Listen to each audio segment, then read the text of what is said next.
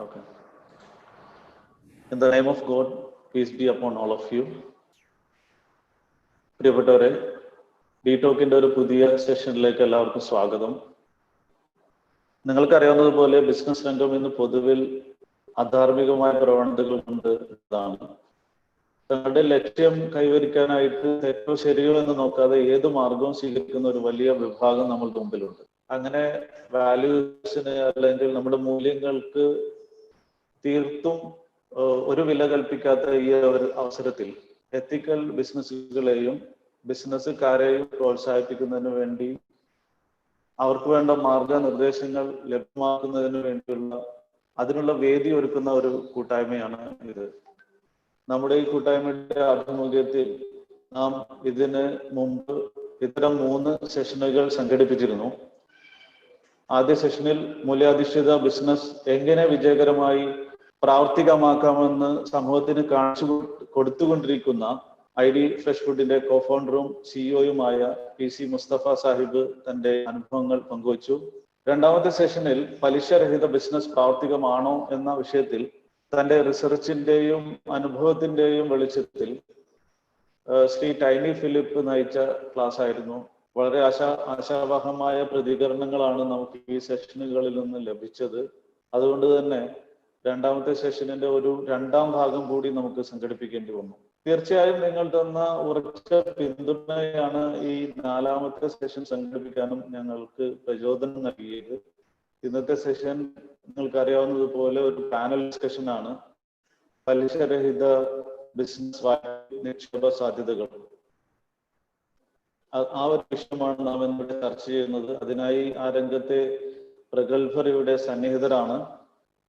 കൂടാതെ ഈ ഒരു പാനൽ ചർച്ച നിയന്ത്രിക്കുന്നത് ഒരു ആന്ത്രപ്രനറായ റഫീഖ് സാഹിബാണ്. ഇനിയും കൂടുതൽ സമയം നിങ്ങൾക്കും ഈ ചർച്ചയ്ക്കും ഇടയിൽ നിൽക്കാതെ ഞാൻ റഫീഖ് ഭായിക്കായി വേദി കൈമാറുന്നു. Over to you Rafiq bhai. Thank you, Majid bhai. In the name of Allah, the most benevolent, the most merciful. I'd like to thank the panelists, Sharif Saab, Rashid Saab, Abdul Latif Saab, and Amjad Ghafoor Saab. അപ്പോൾ ആദ്യമായിട്ട് നമ്മൾ ഇതിൻ്റെ ഒരു structure പറയാം. എന്ന് വെച്ചാൽ we plan to have this ഒരു 1.5 മണിക്കൂറാണ് പ്ലാൻ ചെയ്തിരിക്കുന്നത്. അതിൽ about 45-50 minutes will be the panel discussion. അത് കഴിഞ്ഞിട്ട് ദ നെക്സ്റ്റ് 40-45 minutes നമ്മൾ ക്വസ്റ്റ്യൻസിന് ഓപ്പൺ അപ്പ് ചെയ്യും. അപ്പോൾ ഓഡിയൻസിനുള്ളൊരു റിക്വസ്റ്റ്, നിങ്ങൾക്ക് ആസ് യു ഹാവ് ക്വസ്റ്റ്യൻസ് നിങ്ങൾ പ്ലീസ് പോസ്റ്റ് ദോസ് ക്വസ്റ്റ്യൻസ് ഹോസ്റ്റിന് പോസ്റ്റ് ചെയ്തോളൂ. ഞങ്ങൾ കളക്ട് ചെയ്തിട്ട് maximum we will try to ask. I'm sure നമുക്ക് ഫുള്ളും കവർ ചെയ്യാൻ പറ്റില്ല, ബട്ട് പറ്റുന്ന നമുക്ക് ചെയ്യാം.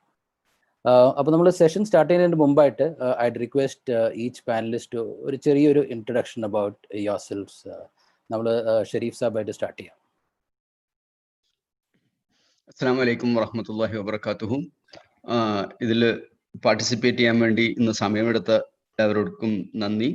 ഇത് നമുക്ക് എല്ലാവർക്കും വളരെ ഉപയോഗപ്രദമായ ഒരു സെഷൻ ആയിരിക്കും എന്ന് ഞാൻ വിശ്വസിക്കുന്നു. അത് അങ്ങനെ ആക്കാൻ വേണ്ടി അള്ളാഹുവിനോട് പ്രാർത്ഥിക്കുന്നു. ഞാൻ 1982 എൻ്റെ എഞ്ചിനീയറിംഗ് കഴിഞ്ഞ് ബാംഗ്ലൂരിൽ വിപ്രോയിൽ എൻ്റെ കരിയർ തുടങ്ങി.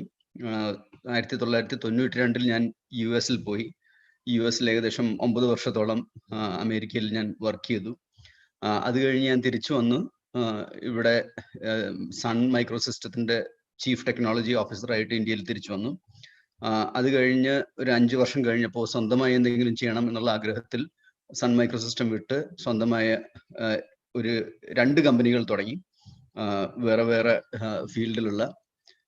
ആ സമയത്ത് പല സോഷ്യൽ ഇവിടുത്തെ ഇനീഷ്യേറ്റീവ്സുമായി ബന്ധപ്പെടുകയും പലിശ കൊണ്ട് കഷ്ടപ്പെടുന്ന വളരെയധികം ആൾക്കാരെ കാണാനും ഇടയായി. അതുമൂലം നമ്മൾ ഒരു ലൈഫ് ലൈൻ ഫൗണ്ടേഷൻ എന്ന പേരിൽ പലിശരഹിതമായി വായ്പകൾ കൊടുക്കുന്ന ഒരു സംരംഭം തുടങ്ങി. അത് വളരെ ചെറിയ, അതായത് ഒരു 10,000 രൂപ തൊട്ട് 20,000 രൂപ വരെയുള്ള ലോണുകൾ അവരുടെ അത്യാവശ്യങ്ങൾക്ക് വേണ്ടിയും പിന്നെ അവരുടെ ചെറിയ ബിസിനസ് സംരംഭങ്ങൾക്ക് വേണ്ടിയും നമ്മൾ കൊടുക്കുകയും അൽഹംദുലില്ലാ ഇന്ന് ആ ഒരു സംരംഭം ഏകദേശം 2500ഓളം കുടുംബങ്ങളെ നമ്മൾ അവരുടെ ബിലോ പോവർട്ടി ലൈനിൽ നിന്ന് നമുക്ക് മുകളിലേക്ക് ഉയർത്താൻ ആ സംരംഭം വഴി കഴിഞ്ഞിട്ടുണ്ട്. എന്ന് മാത്രമല്ല ആ ഒരു ഫൗണ്ടേഷൻ, ലൈഫ് ലൈൻ ഫൗണ്ടേഷന്റെ മോഡൽ ഉപയോഗിച്ച് ഇന്ത്യയിൽ പല സ്ഥലത്തും വേറെ ആൾക്കാർ ഇതിന്റെ പ്രോസസ്സും മറ്റും എടുത്ത് തുടങ്ങുകയും ചെയ്തു. അപ്പൊ ഇതുമൂലം വളരെയധികം ആൾക്കാരുടെ ജീവിതത്തിനെ നമുക്ക് ടച്ച് ചെയ്യാൻ സാധിച്ചു. അത് കഴിഞ്ഞ് അടുത്തതായി റഹബറിന്റെ ഒരു സ്ഥാപനം നടത്തി. അതിന് നമ്മൾ പാനൽ ഡിസ്കഷനിൽ വരുമ്പോൾ അതിനെപ്പറ്റി കൂടുതൽ പറയാം. ജസ്റ്റ് 2 കൊല്ലം മുമ്പ് മൗണ്ട് ജൂഡി വെഞ്ചേഴ്സ് എന്ന പേരിൽ പുതിയ സ്റ്റാർട്ടപ്പ് കമ്പനികൾ, അതായത് വളരെ ഇന്നോവേറ്റീവ് ആയിട്ടുള്ള പുതിയ ന്യൂ ടെക്നോളജികൾ ഉപയോഗിച്ച് ചെയ്യുന്ന സ്റ്റാർട്ടപ്പുകൾക്ക് വേണ്ടി ഒരു മൗണ്ട് ജൂഡി വെഞ്ചേഴ്സ് എന്ന പേരിൽ ഒരു വെഞ്ചർ ക്യാപിറ്റൽ ഫണ്ടും തുടങ്ങി. ഇതാണ് എൻ്റെ ചെറിയൊരു ബാക്ക്. അൽഹംദുലില്ലാ, വളരെ ഇൻട്രസ്റ്റിംഗ് ആയിട്ടുള്ളതാണ്. ഐ എം ഷുവർ ഇതിപ്പോൾ നിങ്ങളൊരു എക്സ്പീരിയൻസ് വെച്ചിട്ട് we can have many more such sessions going forward. ഇൻഷാല്ലാ. Over to Rashid next please. Assalamu alaikum. First of all, I'd like to apologize because I'll be speaking in English, so I'll be the odd one out. I'm the son of Sharif Saab. After coming back from US, I completed my schooling till 12th. Then I did Alim course. After that, I've done BCom and MBA. And I completed my MBA in 2013. And after that, I joined Rahbar directly. So last 7 years, I've been associated with Rahbar, currently working as the head of investments in Rahbar. Thank you, Rashid. Thank you. Next, I'd request Abdul Latif Saab, please. അസ്സലാമു അലൈക്കും വറഹ്മത്തുള്ളാഹി. Alaikum assalam. ഞാൻ video on ആക്കുന്നില്ല, നമ്മുടെ net ഇവിടെ അത്ര stable അല്ല. ഞാൻ ഒരു നാട്ടുപുറത്താണ് ഇവിടെ ഉള്ളത്. അപ്പോൾ ലാസ്റ്റ് എൻഡിൽ വീഡിയോ ഓൺ ആക്കാം. ഞാനിപ്പോൾ സംസാരിക്കുന്ന അരീക്കോട് നിന്നാണ്, മലപ്പുറം ജില്ല. ബേസിക്കലി ഞാനൊരു REC 1989 പാസ് ഔട്ട് ആയതാണ്, ആർക്കിടെക്ചറൽ എഞ്ചിനീയറിംഗിൽ. അതിനുശേഷം 1991 ജിദ്ദയിൽ പോയി. ഒരു 28 വർഷം ജിദ്ദ, റിയാദ്, തായിഫ് ഒക്കെ മാക്സിമം സൗദി അറേബ്യ തന്നെയായിരുന്നു. 2019 ഏപ്രിൽ തിരിച്ചു വന്നു. എൻ്റെ majority of the career I was in Saudi Binladin group. അപ്പോൾ അവിടെ ടെൻഡറിങ് എസ്റ്റിമേഷൻ ഡിപ്പാർട്ട്മെൻറ്റിലായിരുന്നു. ഇപ്പോൾ മാക്സിമം വലിയ പ്രോജക്റ്റുകളൊക്കെ നിങ്ങൾക്ക് അറിയാവുന്ന, എല്ലാവർക്കും അറിയാവുന്ന നമ്മുടെ മക്ക മദീന ഹറം മുതൽ ജംറാത്ത് പ്രോജക്റ്റ്, അതുപോലെ തന്നെ സൗദിയിലെ ഒരുപാട് മേജർ പ്രോജക്റ്റുകൾ ഒരു എക്സിക്യൂഷൻ ലെവലിലല്ല, നമ്മളതിൻ്റെ ടെക്നിക്കൽ, ടെൻഡർ, കൊമേഴ്ഷ്യൽ സൈഡിൽ നിന്നുകൊണ്ട് ഇൻവോൾവ് ആയിരുന്നു. റെയിൽവേ പ്രോജക്റ്റുകൾ, എയർപോർട്ട് പ്രോജക്ട്സ്. അൽഹംദുലില്ലാ, it was A real experience for around 20 years. തിരിച്ച് ഇപ്പോൾ നാട്ടിൽ വന്ന് സെറ്റിലായിരിക്കുകയാണ്.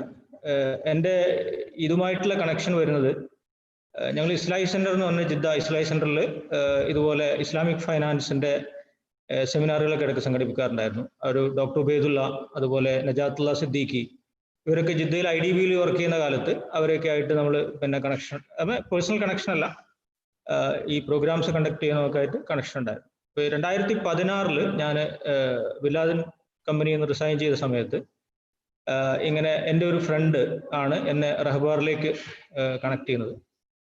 അപ്പോൾ അതാണ് എൻ്റെ റഹബാറുമായിട്ടുള്ള connection. So basically I'm engineer, most experience in Saudi Arabia. ഇത് എൻ്റെ ഈ ഇതിലേക്കുള്ള വരവ് എന്ന് പറഞ്ഞാൽ ഈ രൂപത്തിലുള്ളതാണ്. ഇസ്ലാഹി സെൻറ്ററും അതുപോലെ തന്നെ ഇസ്ലാമിക് ഫൈനാൻസ് പ്രോഗ്രാംസ് കണ്ടക്ട് ചെയ്യലും, അതുപോലെ നമ്മൾ ഇസ്ലാഹി സെൻറ്ററുമായി ബന്ധപ്പെട്ട ഒരുപാട് റിലീഫ് ആക്ടിവിറ്റീസ് നോർത്ത് ഇന്ത്യയിലൊക്കെ ചെയ്യുന്നുണ്ട്, സ്കൂൾ പ്രോജക്റ്റുകൾ. അപ്പോൾ ഇങ്ങനെയുള്ള കണക്ഷൻസ് ആണ് ഈ ഇസ്ലാമിക് ഫൈനാൻസും ഇതുപോലെയുള്ള പ്രോജക്റ്റുകളുമായിട്ടുള്ള ബന്ധങ്ങൾ. ബാക്കി നമുക്ക് സെഷനിൽ പറയാം. ജസാക്കല്ലാഹു ഖൈർ. അസ്സലാമു അലൈക്കും. Thank you very much. In fact ഹറമിൽ ഒരു പ്രോജക്റ്റ് ചെയ്യാന്നൊക്കെ പറഞ്ഞാൽ അത് വലിയൊരു ഭാഗ്യമാണ്. Okay, over to Amjad Gafoor സാബ്.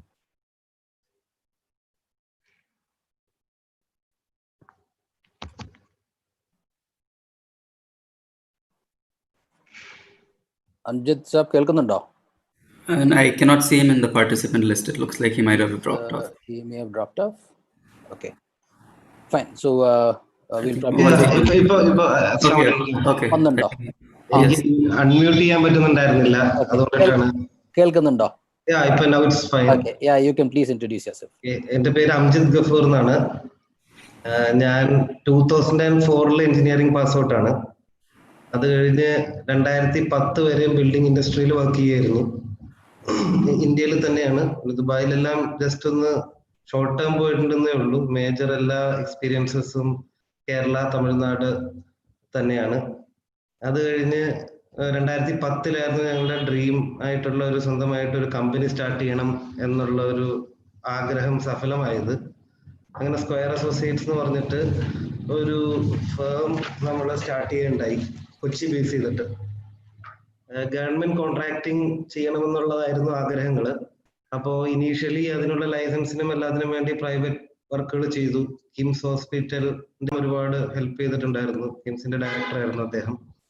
അങ്ങനെ ഞങ്ങളൊരു 2014 ആയപ്പോഴേക്കും ഗവൺമെന്റിലോട്ട് പൂർണ്ണമായിട്ടും ഇറങ്ങി. ഇന്ന് 100% ഗവൺമെന്റ് പ്രോജക്ട്സ് മാത്രം ചെയ്യുകയാണ്. 2016-17 കാലഘട്ടത്തിലാണ് റെഹബാറിനെ കുറിച്ച് അറിയുകയും അവരായിട്ട് ഒരു അസോസിയേഷൻ ഉണ്ടാവുകയും ചെയ്തത്. അതും കണ്ണൂർ ഇന്റർനാഷണൽ എയർപോർട്ട് ലിമിറ്റഡ് എന്ന് പറഞ്ഞ എയർപോർട്ട് പ്രൊജക്ടിന്റെ ഇന്റീരിയറിന് വേണ്ടിയിട്ടായിരുന്നു അസോസിയേറ്റ് ചെയ്തത്. അത് ഇൻഷാല്ലാഹ് സക്സസ്ഫുള്ളി കംപ്ലീറ്റ് ചെയ്യാൻ കഴിഞ്ഞു. അതിനുശേഷം ഞങ്ങൾ വീണ്ടും കായംകുളം താലൂക്ക് ഹോസ്പിറ്റലിന്റെ ഒരു പ്രൊജക്ടിന് വേണ്ടിയിട്ട് അവരായിട്ട് ബന്ധപ്പെടുകയും പ്രത്യേകിച്ച് അധികം ഡിലേ ഇല്ലാണ്ട് അതും അപ്രൂവ് ആവുകയും ആ ഒരു വർക്ക് നടന്നുകൊണ്ടിരിക്കുകയാണ്. അപ്പൊ ഇതാണ് ആസ് ഇറ്റ് ഈസ്. ഞാൻ ഇതിനു മുന്നേയും ഒരുപാട് ഇതേപോലത്തെ ഇസ്ലാമിക് ഫിനാൻസ് അല്ലെങ്കിൽ പാർട്ടിസിപ്പേറ്ററി ഫിനാൻസിന് വേണ്ടിയിട്ടൊക്കെ ഒരുപാട് ട്രൈ ചെയ്തിട്ടുണ്ടെങ്കിലും വർക്ക്ഔട്ട് ആയത് റെഹബാറായിട്ടാണ്. അതിനു മുന്നേ എല്ലാനും ഈ റെഹബാർ ചെയ്യുന്ന പോലത്തെ ഒരു പ്രോസസ് അല്ലായിരുന്നു പലതും. ഞാൻ ഒരുപാട് പേരെ കോണ്ടാക്ട് ചെയ്തിട്ടുണ്ടെങ്കിലും എല്ലാനും. പക്ഷെ ഇതില് കൃത്യമായിട്ട് വർക്ക്ഔട്ട് ആയി. ഞങ്ങൾ ബാംഗ്ലൂർ പോകും, ഒരു സെറ്റിംഗ് എന്തോ വരുന്നുള്ളൂ, പെട്ടെന്ന് തന്നെ വർക്ക്ഔട്ട് ആവുകയും അതിന്റെ ഒരു സീഡ് ഫണ്ടിങ്ങും എല്ലാനും വിതിൻ ഡേയ്സ് ഓർ 48 hours തന്നെ നടക്കുകയും ചെയ്തു. അപ്പൊ എനിക്ക് ഒരു നല്ലൊരു എക്സ്പീരിയൻസ് ആണ് റെഹബാറായിട്ട് ഉണ്ടായിരിക്കുന്നത് ഈ ഒരു 2 പ്രൊജക്റ്റ് ആണെങ്കിൽ കൂടി. Alhamdulillah, thank you. ഞാൻ കണ്ണൂർ എയർപോർട്ട് കണ്ടിട്ടുണ്ട്. It's a beautiful airport. നല്ല very nice interiors. Okay, so we'll start off with a panel discussion. So what I'll do is ഞാൻ questions ചോദിച്ചിട്ട് I'll post it to somebody. Of course, the other panelists are free and welcome to join in. അപ്പോൾ ആദ്യത്തെ question Sharif സാബിനുള്ള question ആണ്. അപ്പോൾ as we expected, റെബാറിനെ കുറിച്ച് കുറച്ചുകൂടെ ഒന്ന് പറയാവോ in terms of how did you start this whole thing, how this whole model works. ഇതിന്റെ ഒരു ലീഗൽ സ്റ്റാൻഡിങ് ഇന്ത്യയിൽ എന്താണ്? കാരണം യൂഷ്വലി ഇസ്ലാമിക് ഫൈനാൻസ് എന്നൊക്കെ പറയുമ്പോൾ ഇന്ത്യ എന്ന് പറയുമ്പോൾ it's not something that we can equate it. അപ്പോൾ അതിനെക്കുറിച്ചൊന്ന് സംസാരിക്കാമോ? ഇത് തുടങ്ങുന്നത് ഞാൻ നേരത്തെ ഇൻട്രൊഡക്ഷനിൽ കുറച്ചൊന്ന് പറഞ്ഞതുപോലെ, ആദ്യം നമ്മൾ ഈ വളരെ പാവപ്പെട്ട ആൾക്കാർക്ക് വേണ്ടി ഉള്ള പലിശരഹിതമായ ലോണുകൾ കൊടുത്തിട്ടാണ് നമ്മൾ സ്റ്റാർട്ട് ചെയ്തത്. അതിനുശേഷം കുറച്ച് ചെറുപ്പക്കാർ കൂടിയിട്ട് പറഞ്ഞു അത് വെറും ഒരു ചാരിറ്റബിൾ വർക്കാണ്. അതായത് അതിൽ നിന്ന് ആർക്കും ഒന്നും കിട്ടുന്നില്ല. നമ്മൾ കിട്ടുന്നില്ല എന്ന് പറഞ്ഞാൽ മനസ്സിന് വളരെ നല്ലൊരു ഇതാണ്. കാരണം ഇത്രയും ആൾക്കാരെ നമ്മൾ പലിശക്കാരുടെ കയ്യിൽ നിന്ന് രക്ഷപ്പെടുത്തി എന്നുള്ള ഒരു മെന്റൽ സാറ്റിസ്ഫാക്ഷൻ കിട്ടുന്നുണ്ടെങ്കിലും സാമ്പത്തികമായി ഒരു റിട്ടേണും അതിൽ നിന്ന് കിട്ടുന്നില്ല. പക്ഷെ പല പ്രൊഫഷണൽസ്, വർക്കിംഗ് പ്രൊഫഷണൽസ്, അവർക്ക് ബാങ്കിൽ പൈസ ഇടാൻ ആഗ്രഹമില്ല, ഫിക്സ്ഡ് ഡെപ്പോസിറ്റിൽ തീർച്ചയായിട്ടും ഇടുന്നില്ല. ബാക്കിയുള്ള വേറെ ഇൻവെസ്റ്റ്മെന്റിന്റെ ഓപ്പർച്യൂണിറ്റി എന്ന് പറഞ്ഞാൽ ഇവിടെ ഒരു റിയൽ എസ്റ്റേറ്റിൽ എന്തെങ്കിലും ജോയിന്റ് ഡെവലപ്മെന്റ് പോലെയുള്ളതാണ്. അതൊക്കെ വലിയ പൈസക്കാർക്കേ പറ്റുള്ളൂ. എൻ്റെ അടുത്ത് മാസം 10,000 രൂപ അല്ലെങ്കിൽ ഒരു 15,000 രൂപ ഞാൻ മാസം സമ്പാദിച്ചു വെക്കുന്നത് എന്തെങ്കിലും ഹലാലായ രീതിയിൽ ആ പൈസയുടെ വില കുറയാതെയെങ്കിലും സൂക്ഷിക്കാൻ വേണ്ടി എന്തെങ്കിലും ഒരു ആവശ്യം വേണം എന്നുള്ള ഒരു ആഗ്രഹം പലരും പ്രകടിപ്പിച്ചു. അത് മാത്രമല്ല, അതിനേക്കാൾ വലുതായിട്ട് നമുക്ക് തോന്നിയത് എന്താണെന്ന് വെച്ചാൽ, ഓക്കെ, കുറച്ചൊരു വിവരമുള്ളവർക്ക് മ്യൂച്വൽ ഫണ്ട്സ് വഴിയും വേറെ ഏതെങ്കിലും വഴിയിലും ഒക്കെ കുറച്ചൊക്കെ ഹലാലായിട്ടുള്ള റിട്ടേൺസ് കിട്ടാൻ സാധ്യതയുണ്ട്. പക്ഷേ ഈ ബിസിനസ്സുകൾക്ക് എങ്ങനെയാണ് ഹലാലായ രീതിയിൽ പൈസ കിട്ടുക, അതിനൊരു സൊല്യൂഷൻ നമുക്ക് കാണണം എന്നുള്ളതായിരുന്നു ആ ഒരു ഡിസ്കഷൻ. അപ്പൊ നമ്മൾ ആ സമയത്തുള്ള ബാക്കിയുള്ള എന്താണ് ഇന്ത്യയിൽ അങ്ങനെയുള്ള സംരംഭങ്ങൾ ഉള്ളത് എന്നതിനെ പറ്റി നമ്മൾ പഠിച്ചു. അപ്പോൾ അതിൽ ഏറ്റവും കുറച്ചൊരു പ്രാവർത്തികമായിട്ടുണ്ടായിരുന്നത് AICL, നമ്മൾ കൊച്ചിയും കോഴിക്കോടും ബേസ് ചെയ്തിട്ടുള്ള AICL ആയിരുന്നു. അത് ഒരു NBFC ആയാണ് സ്ഥാപിച്ചത്. പക്ഷെ അതിൽ RBI പല പ്രശ്നങ്ങളും ഉണ്ടാക്കി എന്ന് മാത്രമല്ല, അതിൽ ഒരു ഇരട്ട നികുതി, ഞാൻ മൂന്നാമത്തെ പോയിന്റിൽ അവിടെ എഴുതിയിട്ടുണ്ട്. ഇരട്ട നികുതി, അതായത് AICL പൈസ വേറെ ഏതെങ്കിലും ഒരു ബിസിനസ്സിൽ ഇട്ടിട്ട് അതിൽ നിന്ന് ലാഭം കിട്ടുമ്പോൾ ആ ബിസിനസ് ആദ്യം 30% ഇൻകം ടാക്സ് കൊടുക്കും. അത് കഴിഞ്ഞ് AICL തിരിച്ച് അതിന്റെ ലാഭം കൊടുക്കുമ്പോഴേക്കും വേറൊരു 30% കൂടി പോകും.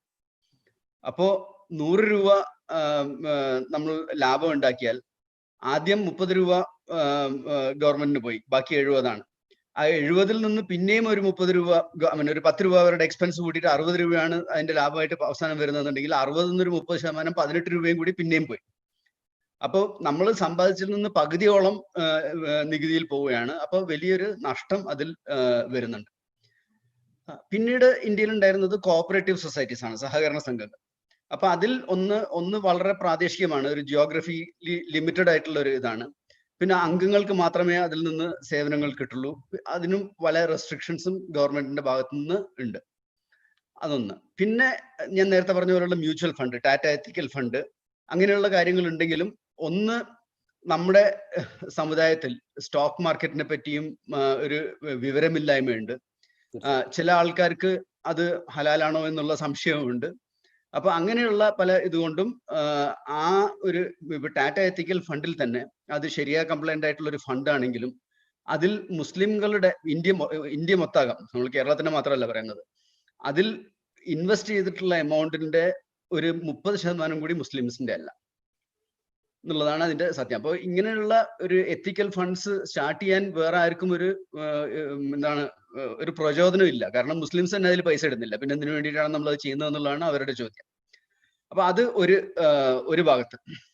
വേറൊരു ഭാഗത്ത് നടക്കുന്നതെന്ന് വെച്ചാൽ ചില എഗെയിൻ മഹല്ലുകൾ അടിയിൽ അത്യാവശ്യ കാര്യങ്ങൾക്ക്, വിവാഹം, വിദ്യാഭ്യാസം, ആരോഗ്യം, ഉപജീവന മാർഗം, അതിനുവേണ്ടി ചെറിയ, അതായത് ഈ ലൈഫ് ലൈൻ പോലെയുള്ള സ്ഥാപനങ്ങളാണ്. അവിടെ ഒരു 20,000 50,000 രൂപ വരെ മാക്സിമം എന്തെങ്കിലും ആൾക്കാർക്ക് പണം നൽകും. അത് എഗെയിൻ നോൺ പ്രോഫിറ്റ് ആണ്. ഈ മേഖലയിൽ നല്ല സ്ഥാപനങ്ങൾ, അതായത് ഒരു പ്രൊഫഷണൽ ആയിട്ട് നടത്തുന്ന, ട്രാൻസ്പാരന്റ് ആയിട്ട് നടത്തുന്ന, എല്ലാവർക്കും വിശ്വസിക്കാൻ കഴിയുന്ന രീതിയിൽ നടത്തുന്ന സ്ഥാപനങ്ങൾ ഇല്ലാത്തത് കൊണ്ട് പല പോൺസി സ്കീമുകൾ, പോൺസി സ്കീം എന്താണെന്ന് ആൾക്കാർക്ക് അറിയുമെന്ന് വിചാരിക്കുന്നു. ഇല്ലാന്നുണ്ടെങ്കിൽ ആരെങ്കിലും ചോദിക്കുകയാണെന്നുണ്ടെങ്കിൽ അതിനെപ്പറ്റി കൂടുതൽ ഞാൻ വിവരിക്കാം, അല്ലെങ്കിൽ വേറെ ആരെങ്കിലും വിവരിക്കും ഇൻഷാ അല്ലാഹ്. അപ്പോ ഒന്ന് മതത്തിന്റെ പേരിൽ വേഷ രീതികളിലും കുറെ ഖുർആന്റെ ആയത്തുകൾ കോട്ട് ചെയ്തിട്ടും ആൾക്കാരെ വഞ്ചിക്കുന്ന രീതിയിൽ പല ബിസിനസ്സുകളും കേരളത്തിൽ നടന്നിട്ടുണ്ട്, ഇന്ത്യ ഒട്ടാകെ നടന്നിട്ടുണ്ട്. കേരളത്തിൽ പണ്ട് എനിക്ക് ഓർമ്മയുണ്ട്, ഞാൻ കോളേജിൽ പഠിക്കുന്ന സമയത്ത് തന്നെയുള്ള തട്ടിപ്പുകളാണ് ആട് ഫാം, തേക്ക് കൃഷി, ഇങ്ങനെയുള്ള പല രീതികളിലും ഇത് വന്നിട്ടുണ്ട്. പിന്നെ ഹീറ ഗോൾഡ് ആണ് ജ്വല്ലറി ബിസിനസ്സിലേക്ക് വലിയ രീതിയിൽ വന്നത്. അതിനു മുമ്പ് വേറെ ഉണ്ടായിട്ടുണ്ടോ എന്ന് എനിക്കറിയില്ല. അത് കഴിഞ്ഞ് IMA വന്നു. ഇപ്പോ പുതിയതായിട്ട് വന്നിട്ടുള്ള അവതാരങ്ങളാണ് ബിറ്റ്കോയിൻ ആൻഡ് ബിറ്റ്കോയിൻ വഴി ഉള്ള ഇത്. ഇപ്പൊ വളരെ അടുത്ത് കേരളത്തിൽ വളരെ പോപ്പുലർ ആയിട്ടുള്ള ഒരു എന്താണ് മോറിസ് കോയിൻ എന്ന് പറയുന്നത്. അത് മോറിസ് കോയിൻ ഒരു ബിറ്റ്കോയിൻ ഇതാണ്. അത് തന്നെ ഹലാലാണോ അല്ലയോ എന്നുള്ളത് ഒരു ചോദ്യം. പക്ഷെ അതിന്റെ പേരെടുത്ത് ഒരു പോൺസി സ്കീം നടത്തുന്ന പല സ്കീമുകൾ ഇപ്പൊ കേരളത്തിൽ നടക്കുന്നുണ്ട്. അപ്പൊ അത് ഞാൻ ഈ ഒരു ഇതിൽ പറഞ്ഞതേ ഉള്ളൂ. പക്ഷെ ഇങ്ങനെയുള്ള ഒരു ഇതിൽ നമ്മൾ എന്തെങ്കിലും വളരെ പ്രൊഫഷണൽ ആയിട്ട് ചെയ്യണം. അതായത് നമ്മൾ ബാങ്കിങ്ങിനെ പറ്റി അറിയുന്ന, ഫിനാൻസ് അറിയുന്ന, ബിസിനസ് അറിയുന്ന ആൾക്കാർ വെച്ചിട്ട് നമ്മൾ എന്തെങ്കിലും ചെയ്യണം എന്നുള്ളതായിരുന്നു നമ്മുടെ ആഗ്രഹം. അപ്പൊ അതൊരു ചാരിറ്റബിൾ അല്ലെങ്കിൽ ഒരു നോട്ട് ഫോർ പ്രോഫിറ്റ് എന്നുള്ള രീതിയിൽ ഒരിക്കലും നടത്താൻ പറ്റില്ല. കാരണം നമ്മൾ മാർക്കറ്റ് സാലറി കൊടുത്ത ആൾക്കാരെ നമുക്ക് ഹയർ ചെയ്ത് അങ്ങനെയുള്ള ഒരു ടീമിനെ ഉണ്ടാക്കിയിട്ട് ഇത് ചെയ്യാൻ പറ്റും. അപ്പോൾ എന്താണ് ഈ റഹബർ കൊണ്ട് നമ്മൾ ഉദ്ദേശിക്കുന്നത്? ഒന്ന്, ബിസിനസ്സുകൾക്ക് എന്താണ് വേണ്ടത്? ബിസിനസ്സുകൾക്ക് അവർക്ക് ഗ്രോ ചെയ്യാൻ വേണ്ടി അല്ലെങ്കിൽ പുതിയ പ്രൊജക്റ്റുകൾ ചെയ്യാൻ വേണ്ടി ഫണ്ട്സ് ആവശ്യമുണ്ട്. അവർക്ക് അവരുടെ ഷെയർ വിറ്റ് അവരുടെ ഷെയർ കുറയ്ക്കാൻ ആഗ്രഹിക്കുന്നില്ല ബിസിനസ്സുകൾ. അതാണ് ഒരു രീതി. അതായത് എൻ്റെ കമ്പനിയുടെ ഒരു കുറച്ച് ഭാഗം വേറെ ആർക്കും വിറ്റു, അത് കുറച്ച് പൈസ കിട്ടി, അത് നമുക്ക് ബിസിനസ്സിന് ഉപയോഗിക്കാം. പക്ഷെ പല ബിസിനസ്സുകാരും അതൊരിക്കലും ആഗ്രഹിക്കില്ല. കാരണം അവർക്ക് അവരുടെ പൈസയും അവരുടെ വേർപ്പും അവരുടെ എല്ലാം ഇട്ടുണ്ടാക്കിയൊരു ബിസിനസ് വേറൊരാൾക്ക് എഴുതി കൊടുക്കുക എന്നുള്ളത് ആരും ആഗ്രഹിക്കുന്നില്ല. അവർക്ക് ബിസിനസ് നന്നായി നടക്കുമ്പോൾ അവർ പൈസ കൊടുക്കുന്നതിൽ യാതൊരു മടിയുമില്ല. പക്ഷെ ബിസിനസ് ഇപ്പൊ കോവിഡ് പോലെയുള്ള സമയങ്ങളിൽ ബിസിനസ്സിൽ മാന്ദ്യം ഉണ്ടാവുമ്പോൾ ആ സമയത്തും നമ്മൾ പലിശ കൊടുക്കണം, ആ സമയത്തും നമ്മൾ ആൾക്കാർക്ക് റിട്ടേൺ കൊടുക്കണം എന്ന് പറയുമ്പോൾ അത് അവർക്ക് വലിയൊരു ഭാരമാണ്. പിന്നെ ഈ ഇൻവെസ്റ്റ്മെന്റ് എങ്ങനെയാണ് സ്ട്രക്ചർ ചെയ്യുക? ലീഗലായിട്ട് ഇന്ത്യയിൽ പലരും വെറുതെ പൈസ കൊടുത്തു ഒരു വാക്കിന്റെ പേരിൽ നടത്തി എന്നുള്ളതൊക്കെ, പക്ഷെ ഇൻകം ടാക്സുകാരോ വേറെ ആരെങ്കിലും വന്നു കഴിഞ്ഞാൽ അതിന് ഭയങ്കരമായിട്ടുള്ള ഫൈൻ ഇടുകയും ചെയ്യും. അതിൽ പിന്നെ അവർക്ക് പ്രശ്നങ്ങൾ ഉണ്ടാവാനും സാധ്യതയുണ്ട്. അപ്പൊ അതിനെ സ്ട്രക്ചർ ചെയ്ത് കൊടുക്കാൻ പറ്റിയ ലീഗലായിട്ടുള്ള രീതിയിൽ ചെയ്ത് ടാക്സ് എഫിഷ്യന്റ് ആയിട്ടും ലീഗലായിട്ടുള്ള രീതിയിൽ സ്ട്രക്ചർ ചെയ്യാൻ പറ്റുന്ന ഒരു എക്സ്പെർട്ടീസ് അവർക്ക് ആവശ്യമാണ്. ഈ കുറെ ചെറിയ ചെറിയ ഇൻവെസ്റ്റേഴ്സ് ഉണ്ടാകുമ്പോൾ അവരെ മാനേജ് ചെയ്യാന്ന് പറഞ്ഞത് വളരെ വലിയൊരു തലവേദനയാണ്. അപ്പൊ അത് അവർ ആഗ്രഹിക്കുന്നില്ല. ഈ നേരത്തെ ഗഫൂർ സാഹിബ് പറഞ്ഞ പോലെ ഒരു ലോങ് ടേം പാർട്ട്ണറാണ് അവർക്ക്. ഒരു പ്രൊജക്ടിന് വേണ്ടിയിട്ടല്ല, വീണ്ടും വീണ്ടും പോകാൻ പറ്റുന്ന ഒരു ലോങ് ടേം പാർട്ട്ണറും അഡ്വൈസറുമാണ് അവർ ആഗ്രഹിക്കുന്നത്. പിന്നെ ഇത് എല്ലാം ശരിയാ കംപ്ലൈന്റ് ആയിരിക്കണം, ഇന്ത്യൻ ലോ അനുസരിച്ച് കംപ്ലൈന്റ് ആയിരിക്കണം. ഇത് ഒരു കോമൺ ഇതാണ് എല്ലാവർക്കും. അതേസമയം ഇൻവെസ്റ്റേഴ്സിനെ സംബന്ധിച്ചിടത്തോളം എന്താണ്, അവരുടെ ഫണ്ട് അവർക്ക് ഇൻവെസ്റ്റ് ചെയ്തൊരു റെഗുലർ ആയിട്ടുള്ള ഒരു റിട്ടേൺ അവർക്ക് കിട്ടണം. അവർക്ക് ഒരു ലിക്വിഡിറ്റി, അതായത് പെട്ടെന്ന് അവർക്ക് പൈസ ആവശ്യം വന്നു കഴിഞ്ഞാൽ ഒരു റീസണബിൾ ആയിട്ടുള്ള സമയത്ത് ആ പൈസ അവർക്ക് തിരിച്ചു കിട്ടണം. ഇപ്പൊ റിയൽ എസ്റ്റേറ്റിലൊക്കെ ഇട്ട് കഴിഞ്ഞാൽ ചിലപ്പോൾ പൈസ എടുക്കാൻ കൊല്ലങ്ങൾ വേണ്ടി വരും, അത് വിറ്റ് അതിന്റെ പൈസ കിട്ടണമെന്നുണ്ടെങ്കിൽ. പക്ഷെ ഇവർക്ക് ഒരു കുറച്ചാഴ്ച, 3 ആഴ്ചയിലോ അല്ലെങ്കിൽ 1 മാസത്തിലോ പൈസ തിരിച്ചു കിട്ടണമെന്നുണ്ടെങ്കിൽ അതിനുള്ളൊരു ഓപ്ഷൻ അവർക്ക് വേണം. അവർക്കൊരു റെഗുലർ ആയിട്ടുള്ള ഒരു റിട്ടേൺ, മന്ത്ലിയോ ക്വാർട്ടർലിയോ എന്താന്ന് വെച്ചാൽ ഒരു റെഗുലർ ആയിട്ടുള്ള ഒരു റിട്ടേൺ അവർക്ക് ആഗ്രഹിക്കുന്നുണ്ട്. പിന്നെ എവിടെയാണ് ഇൻവെസ്റ്റ് ചെയ്യുക, എങ്ങനെയുള്ള കമ്പനികളിലാണ് ഇൻവെസ്റ്റ് ചെയ്യുക എന്നുള്ളതിനെ പറ്റി അറിയുന്ന ഒരാളാണ് അവർക്ക് ആവശ്യം. കാരണം അവർക്ക് ഇതിനെപ്പറ്റി പഠിക്കാൻ സമയം ഉണ്ടാവില്ല. അവർ ഫുൾ ടൈം അവരുടെ ജോലി തിരക്കിലായിരിക്കും, അല്ലെങ്കിൽ അവർ ഫുൾ ടൈം അവരുടെ ബിസിനസ് നടത്തുന്ന തിരക്കിലായിരിക്കും. അതിൻ്റെ ഇടയിൽ വേറെ തരത്തിലുള്ള ബിസിനസ്സുകളും വേറെ തരത്തിലുള്ള ഇൻവെസ്റ്റ്മെന്റ് ഓപ്പർച്യൂണിറ്റീസുകളും നോക്കാൻ അവർക്ക് സമയം ഉണ്ടാവില്ല, അതിനുള്ള എക്സ്പെർട്ടീസ് അവർക്ക് ഉണ്ടാവില്ല. പിന്നെ അത് ഇൻവെസ്റ്റ് ചെയ്ത് കഴിഞ്ഞാൽ അത് റെഗുലർ ആയിട്ട് മോണിറ്റർ ചെയ്യണം. പലരും ആദ്യം ഇൻവെസ്റ്റ് ചെയ്തു, കുറച്ച് 3 മാസം 4 മാസം റിട്ടേൺ കിട്ടി, പിന്നെ റിട്ടേൺ കിട്ടാതെയായി. അതിനൊരു കാരണം പറഞ്ഞു, ആ കാരണം ശരിയാണോ അല്ലയോ എന്ന് അവർക്ക് അറിയില്ല. അപ്പൊ അത് മോണിറ്റർ ചെയ്യാനുള്ള ഒരു മെക്കാനിസം അവരെല്ലാവരും ആഗ്രഹിക്കുന്നുണ്ട്. നേരത്തെ പറഞ്ഞ പോലെ ഇതൊരു ലോങ് ടേം ഇതായിരിക്കണം. എനിക്ക് ഒരു ഇൻവെസ്റ്റ്മെന്റ് മാത്രമല്ല, എനിക്ക് പൈസ കിട്ടുമ്പോഴൊക്കെ ഇൻവെസ്റ്റ് ചെയ്യാൻ പറ്റുന്ന ഒരു പാർട്ട്ണർ വേണം, ശരിയായ കംപ്ലയന്റും ലീഗലും ആയിരിക്കാം. ഇതാണ് ഒരു ആവശ്യം. ഇതിനെ ബ്രിഡ്ജ് ചെയ്യുന്ന ഇതാണ് നമ്മൾ റെഹബർ കൊണ്ട് ഉദ്ദേശിച്ചത്. ഇതിനു വേണ്ടിയിട്ടാണ് റെഹബർ സ്റ്റാർട്ട് ചെയ്തത്. Thank you. അത് വളരെ യൂസ്ഫുൾ ആയിരുന്നു. അത് ഐ എം ഷുവർ ഇനി you want to talk a lot more, but will go to the next question. അപ്പോൾ നെക്സ്റ്റ് ക്വസ്റ്റ്യൻ ഉള്ളത് റാഷിദിനാണ്. So what is the average ROI usually നിങ്ങൾ പറയുന്നതും, and the kind of investments and the size of investments that you all make? പിന്നെ കുറച്ച് successful stories where you've been able to generate good income and a good feeling. അതിനെക്കുറിച്ച് Rashid, if you can say a few words.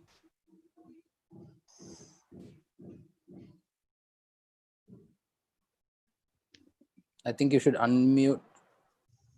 Rashid, you should get unmuted. Yeah. Sorry. Yeah. So one thing that you had asked in the previous question also was about the model. So I'll just touch upon that.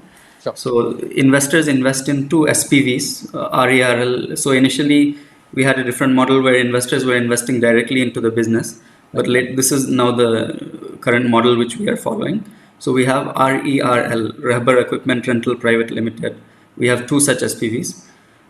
So the investors are issued Sharia compliant debentures, that is profit sharing debentures, in these companies, and these companies then invest through various products which I will talk about later into the businesses. So we Rehbar Financial Consultants, RFC over here, facilitates the investments and ensures that profits come from business to RERL, and from RERL is distributed to the investors. So this is the model. So as you had asked about the ROI, currently the deals that we are doing, the expected return on investment is 8 to 12%, and there's no lock-in period, so you don't have to complete 1 year before you exit. If there's any contingency, you can exit before that, So just a question, yeah. Rashid, sorry. So you're talking about an expected return, right? Yes. Minimum itra ennulladu we don't say, right? No, there's no guarantee. This is the expected range of the return. We'll see the actuals also, what we've been giving. So we have a 2-month notice period, which we ask investors to give us when they want exit. Generally, within 1 month, we are able to give the exit. Then some other points are there. Regarding the last quarter performance, that is April to June, this is the performance. So we had in REIL, the SPVs, we had about 30 crore investment, out of which 27 crore was deployed, 28 crores almost. And gross profit was 1.1 crore. Some amount was transferred to reserves, and then there were certain expenses in the SPVs, and net profit of 86 lakhs was there, from which Rehbar Financial Consultants takes its fee, and about 72 lakhs was distributed to the shareholders, to the debenture holders. So that 72 lakhs works out to a 9.7% annualized return. These are the last 5 quarter returns. So it's between started at 11.5, then 13.2, which is the highest we have given through RERL. Then it has come down, and last 2 quarters, because of the pandemic and related issues, it's been lower. This is the amount deployed over the last 5 quarters in RERL, and the deployment ratio, that is how much of the total investment that is with us is deployed. So you can see that when the deployment ratio is higher, that is when we are able to give a higher return. Sure. Just to quickly run by some of the deals we've done over the past 5 years. So we started with ID Fresh in 2015, and till now we've disbursed over 12 crores. This was a huge breakthrough for us. So we are thankful to Mustafa for associating with us also. He is the one who also put in the, initially we were doing only profit sharing deals, but then he said, why don't you explore lease deals, which are safer and easier to structure. So that's when we started lease with chillers and the distribution vehicles, and currently lease is the largest product for us today. Then Prime Care Hospital is a hospital that we have funded in Bangalore. Started with them in 2016 and have done about 3 crore plus with them so far. So their medical equipment, ICU equipment, etc. for their flagship hospital in Frasertown is what we have funded. This is Square Associates, which Amjad Ghafoor will speak a little more about this project, the 2 projects that we have done for them. We started in 2017 and have done over 2 crores with them. We can come back to this. New sign, of course, Rafiq Bhai. We've done about 3 crores plus with them. And it's been either for airport signage projects or for metro signage projects so far, as well as for company vehicle leasing.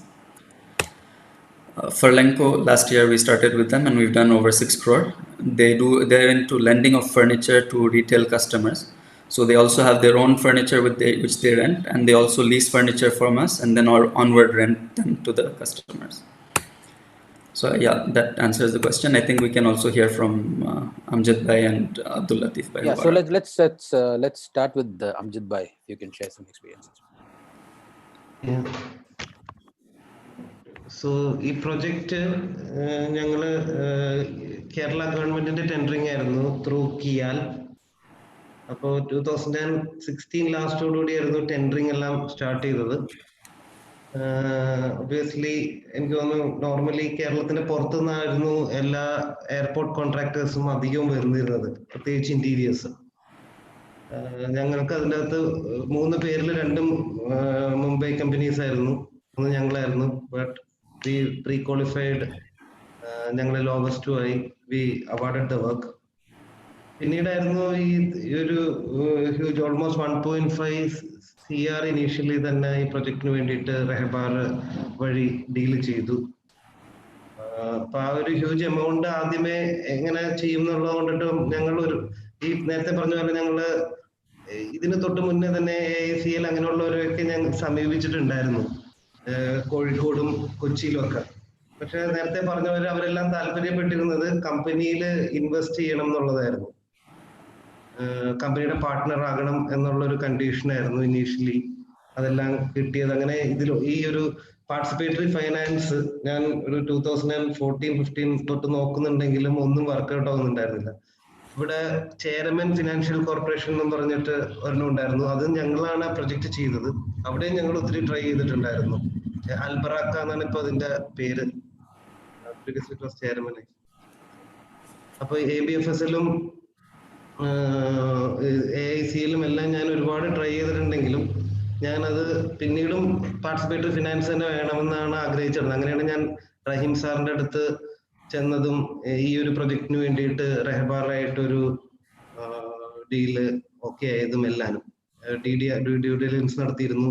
ഞങ്ങളുടെ qualifications മറ്റുള്ള എല്ലാവരും റെഹബാർ personally വന്ന് visit ചെയ്ത്, including sites, ഞങ്ങളുടെ previous sites എല്ലാം visit ചെയ്തു. After എല്ലാ ഒരു ഡ്യൂ ഡിലിജൻസും കഴിഞ്ഞിട്ടാണ് ഇത് ചെയ്തത്. ബട്ട് അതെല്ലാം ഫാസ്റ്റ് ആയിരുന്നു. ഓൾമോസ്റ്റ് ഇൻ വീക്സ് ഇതെല്ലാം തീർന്നു. മേ ബി 10 days മാക്സിമം പറഞ്ഞു കഴിഞ്ഞാൽ.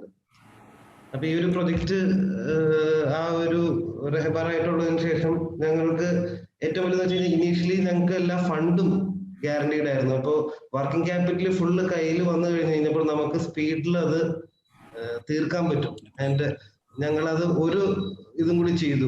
ബിക്കോസ് ഇനീഷ്യലി ചെയ്തതിനേലും കൂടുതൽ പിന്നെ LNT വഴി ഞങ്ങൾക്ക് അഡീഷണൽ വർക്ക് വന്നു. അതും ഈ ഫണ്ട് തന്നെ വിനിയോഗിച്ച് ഒരു എക്സ്ട്രാ ടൈമിൽ ROI നിലനിർത്തിക്കൊണ്ട് തന്നെ ഞങ്ങൾക്ക് അത് കംപ്ലീറ്റ് ചെയ്യാനും എല്ലാത്തിനും ആ ഒരു സിറ്റുവേഷനും ഉണ്ടായിരുന്നു. റെഹബാറായിട്ട് നമുക്ക് സംസാരിച്ചു. ആ ഒരു 10 year എക്സ്റ്റൻഷനും മീൻസ് അതിനോട് കൂടി തന്നെ കോൺട്രാക്ട് വാല്യൂ കൂടുകയും ചെയ്തു. അപ്പൊ അതെല്ലാം സംസാരിച്ച് ഒരു ഹേർഡിൽസും ഇല്ലാതെ, ഒരു കുഴപ്പങ്ങളും ഇല്ലാതെ, പ്രത്യേകിച്ച് ഇതിനെ കുറിച്ച് ഒരു റിപ്പോർട്ടിംഗ് എന്നല്ലാതെ വേറെ ഒരു ഹേർഡിൽസും ഉണ്ടായിട്ടില്ല. വളരെ ഈസി ആയിട്ട് തന്നെ അത് ക്ലോസ് ചെയ്യാനും പറ്റി. അതിനുശേഷമാണ് ഞങ്ങൾ അടുത്തൊരു project taluk hospital Kayamkulam national health mission വഴിയാണത്. അപ്പോൾ അതിനു വേണ്ടിയിട്ട് റെഹബാർ ഞങ്ങൾ സമീപിക്കുകയും ഫസ്റ്റ് പ്രിമ ഫേഷ്യ തന്നെ ഞങ്ങൾക്ക് അതിന് അപ്രൂവൽ കിട്ടുകയും വർക്കിംഗ് ക്യാപിറ്റൽ ഫുൾ നമ്മൾക്ക് ഇനീഷ്യലി അവർ തരികയും ചെയ്തു. അപ്പൊ അതുകൊണ്ടിട്ടും ഈ പ്രൊജക്ടിന് ഡിലേ വരുന്നില്ല. ഈ ഫുൾ വർക്കിംഗ് ക്യാപിറ്റൽ വരുമ്പോൾ മറ്റത് ബില്ലിംഗ് നമ്മളൊരു 3 ബില്ലിങ്ങിനുള്ള പൈസ ആദ്യമേ വരുമ്പോൾ നമുക്ക് പെട്ടെന്ന് കംപ്ലീറ്റ് ചെയ്യാൻ പറ്റും വിത്തൗട്ട് എനി ഡിലേ. അപ്പൊ എല്ലാകെ വന്ന് ഇപ്പൊ കോവിഡ് വന്നൊരു 2 months അല്ലെങ്കിൽ അങ്ങനെ ഒരു ലോക്ക്ഡൌൺ എല്ലാം വന്നു പോയൊരു ഇഷ്യൂ അല്ലാതെ അതിന് നമുക്ക് ഇപ്പോഴും ഒരു വർക്കിംഗ് ക്യാപിറ്റൽ ഷോർട്ടേജ് ഇല്ല. ബാങ്കോ മറ്റുള്ള എന്തുവാണെന്നുണ്ടെങ്കിലും അതുണ്ട്. കൂടുതൽ ഹേർഡിൽസ് ആണ്. എല്ലാനും നമുക്കൊരു പറ്റാത്ത രീതി തന്നെയാണ് സത്യത്തിൽ. അപ്പൊ മെയിൻ ആയിട്ട് ഞാൻ ചോദിച്ചാലേ കമ്പയർ നമ്മളൊരു ബാങ്കിനായിട്ട് ഇങ്ങനത്തെ ഒരു ഇതിനെ സമീപിക്കുമ്പോഴും റെഫറിനായിട്ടുള്ള ഡിസ്കഷൻ നിങ്ങൾക്ക് മെയിൻ ആയിട്ട് ഒരു 2-3 പോയിന്റ് പറയണമെങ്കിൽ എന്തായിരിക്കും? What would be the highlights of that experience? Highlights എന്ന് വെച്ച് കഴിഞ്ഞാൽ 2 കാര്യങ്ങളാണ്. എന്റെ ഏറ്റവും ആദ്യം പറയാൻ കഴിയുന്നതെന്ന് വെച്ച് കഴിഞ്ഞാല് കൊളാറ്ററൽ തന്നെയാണ്. ബാങ്ക് നമുക്ക് എത്ര പൈസ വേണമെങ്കിലും തരും, ബട്ട് പ്രൊവൈഡഡ് കൊളാറ്ററൽ ആണ് അതിന്റെ. അല്ലെങ്കിൽ എന്തെങ്കിലും ഒരു സെൻട്രൽ ഗവൺമെന്റ് സ്കീമിൽ നമ്മൾ റെക്കമെൻഡ് ചെയ്ത് പോകേണ്ടി വരും. ഇതിന്റെ അകത്തെന്ന് പറയുന്നത് അതിന്റെ പ്രൊജക്ടിന്റെ വയബിലിറ്റി, അതിന്റെ ROI, വെദർ ആ പ്രൊജക്ട് ഫീസിബിൾ ആണോ എന്നുള്ളതിലാണ് കാര്യം. ഇഫ് ദാറ്റ് ഈസ് ഓക്കെ, നമുക്ക് ഡീല് ഓക്കെ ആവാൻ പറ്റും. ബാങ്ക് ആ തരത്തിലുള്ള വയബിലിറ്റീസ് ഒന്നും തന്നെ നോക്കുന്നില്ല. ഒരു പ്രൊജക്ട് റിപ്പോർട്ട് കൊടുത്താൽ മതി. അവര് ഫോക്കസ് ചെയ്യുന്നത് കൊളാറ്ററലാണ്. വെദർ വി ക്യാൻ റിക്കവർ എന്നുള്ളത് മാത്രം. അതാണ് ഇതിന്റെ അകത്തുള്ള ഏറ്റവും മെയിൻ അഡ്വാൻറ്റേജസും കാര്യങ്ങളും എല്ലാം. Thank you. അബ്ദുൽ ലത്തീഫ് സാബ്, നിങ്ങളെ ഒരു ഇൻപുട്സ്.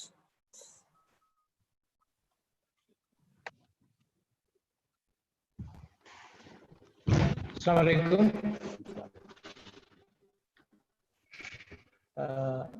ഇതിൽ ബേസിക്കലി എല്ലാവരും പറഞ്ഞ കാര്യങ്ങൾ തന്നെയാണ്. ബേസിക്കലി നമ്മൾ കാണുന്നത് ഒരു നല്ല ടീം, ഷെരീഫ് സാർ പറഞ്ഞ പോലെ മാർക്കറ്റിൽ കൊടുക്കുന്ന സാലറി വെച്ച് നല്ലൊരു ടീമിനെ ബിൽഡ് ചെയ്തു എന്നുള്ളതാണ് റഹ്ബാറിന്റെ ഒരു യുണീക്നെസ് ആയിട്ട് ഞാൻ കാണുന്നത്. ഇപ്പോൾ കേരളത്തിലൊക്കെ എനിക്ക് ഈ ഫീൽഡിൽ ഞാൻ പറഞ്ഞല്ലോ, ഇസ്ലാമിക് സെന്ററിലൊക്കെ ബന്ധപ്പെട്ടുകൊണ്ട് തന്നെ ഈ ഇസ്ലാമിക് ഫൈനാൻസിന്റെ നമ്മൾ ബേസിക്കലി എഞ്ചിനീയറിംഗ് ആണെങ്കിലും ഈ സോഷ്യൽ വർക്കിലൊക്കെ ഉള്ളതുകൊണ്ട് ആ ഒരു ഫീൽഡിൽ ഇൻട്രസ്റ്റ് ഉണ്ടായിരുന്നു. പക്ഷെ ഒരുപാട് പേര് ഈ ഫീൽഡിൽ ഉണ്ടെങ്കിലും അൾട്ടിമേറ്റ്ലി അവരൊക്കെ തിയറിറ്റിക്കൽ ആയിട്ടുള്ള കാര്യങ്ങൾ പറഞ്ഞ് മാത്രമേ ഉണ്ടാവുള്ളൂ. ഒരു അപ്ലിക്കേഷൻ ലെവലിൽ പ്രാക്ടിക്കൽ ആയിട്ട് ഒരു പിന്നെ ഇൻവെസ്റ്റേഴ്സിനും അതുപോലെ തന്നെ ഇപ്പോൾ അംജദ് ഭായിനെ പോലെയുള്ള ബിസിനസ്സുകാർ, എന്നെ സംബന്ധിച്ചിടത്തോളം ഞാനൊരു ഇൻവെസ്റ്ററാണ് റഹ്ബാറിൽ. അതുപോലെ തന്നെ ഞാൻ എൻ്റെ കമ്പനിക്ക് എൻ്റെ അനിയൻ ബയോമെഡിക്കൽ എഞ്ചിനീയർ ആണ്. So we are into a business biomedical engineering, hospital equipment sales and service, Calicut biomedicals എന്ന് പറയുന്ന ഒരു കമ്പനി റൺ ചെയ്യുന്നുണ്ട്. അതിലേക്ക് റഹ്ബാറിന് നമുക്ക് ഫൈനാൻസ് കിട്ടിയിരുന്നു. അപ്പോൾ ഐ ടുക്ക് ഇൻവെസ്റ്റ്മെന്റ് ഫ്രം റഹ്ബാർ. ഞാനൊരു ഇൻവെസ്റ്ററാണ് റഹ്ബാറിൽ. അതുപോലെ തന്നെ മറ്റൊരു ഏരിയയിൽ കേരളത്തിലെ IFA ആയിട്ട് വർക്ക് ചെയ്യുന്നുണ്ട്, ഇൻഡിപെൻഡന്റ് ഫൈനാൻഷ്യൽ അഡ്വൈസർ ആയിട്ട്. അതുകൊണ്ട് തന്നെ എൻ്റെ 2016 മുതൽ 2019 വരെ ഞാൻ ജിദ്ദയിൽ ഉണ്ടായിരുന്ന സമയത്ത് എൻ്റെ സർക്കിളിലുള്ള ഒരുപാട് പേരെ ഇസ്ലാഹി സെന്ററിനുമായിട്ടും കേരള എഞ്ചിനീയേഴ്സ് ഫോറം എന്ന് പറയുന്ന എഞ്ചിനീയേഴ്സ് സർക്കിളായിട്ടും അതുപോലെ തന്നെ നമ്മുടെ പിന്നെ ഇന്ത്യൻ സ്കൂൾ പാരന്റ്സ് ഫോറം, ഒരുപാട് സർക്കിൾസ് ഉണ്ടാവുമല്ലോ നമുക്ക്. ആ സർക്കിൾസിലൊക്കെ ഉള്ള ഐ തിങ്ക് ഒരു 50-ൽ കൂടുതൽ എൻ്റെ ഫ്രണ്ട്സ് ഇപ്പോൾ ആൾറെഡി റഹ്ബാറിൽ ഇൻവെസ്റ്റഡ് ആണ്. റിലേറ്റീവ്സും ഉണ്ട്, അതുപോലെ തന്നെ എൻ്റെ ക്ലോസ് റിലേറ്റീവ്സ് ഒക്കെ ആയിട്ട്.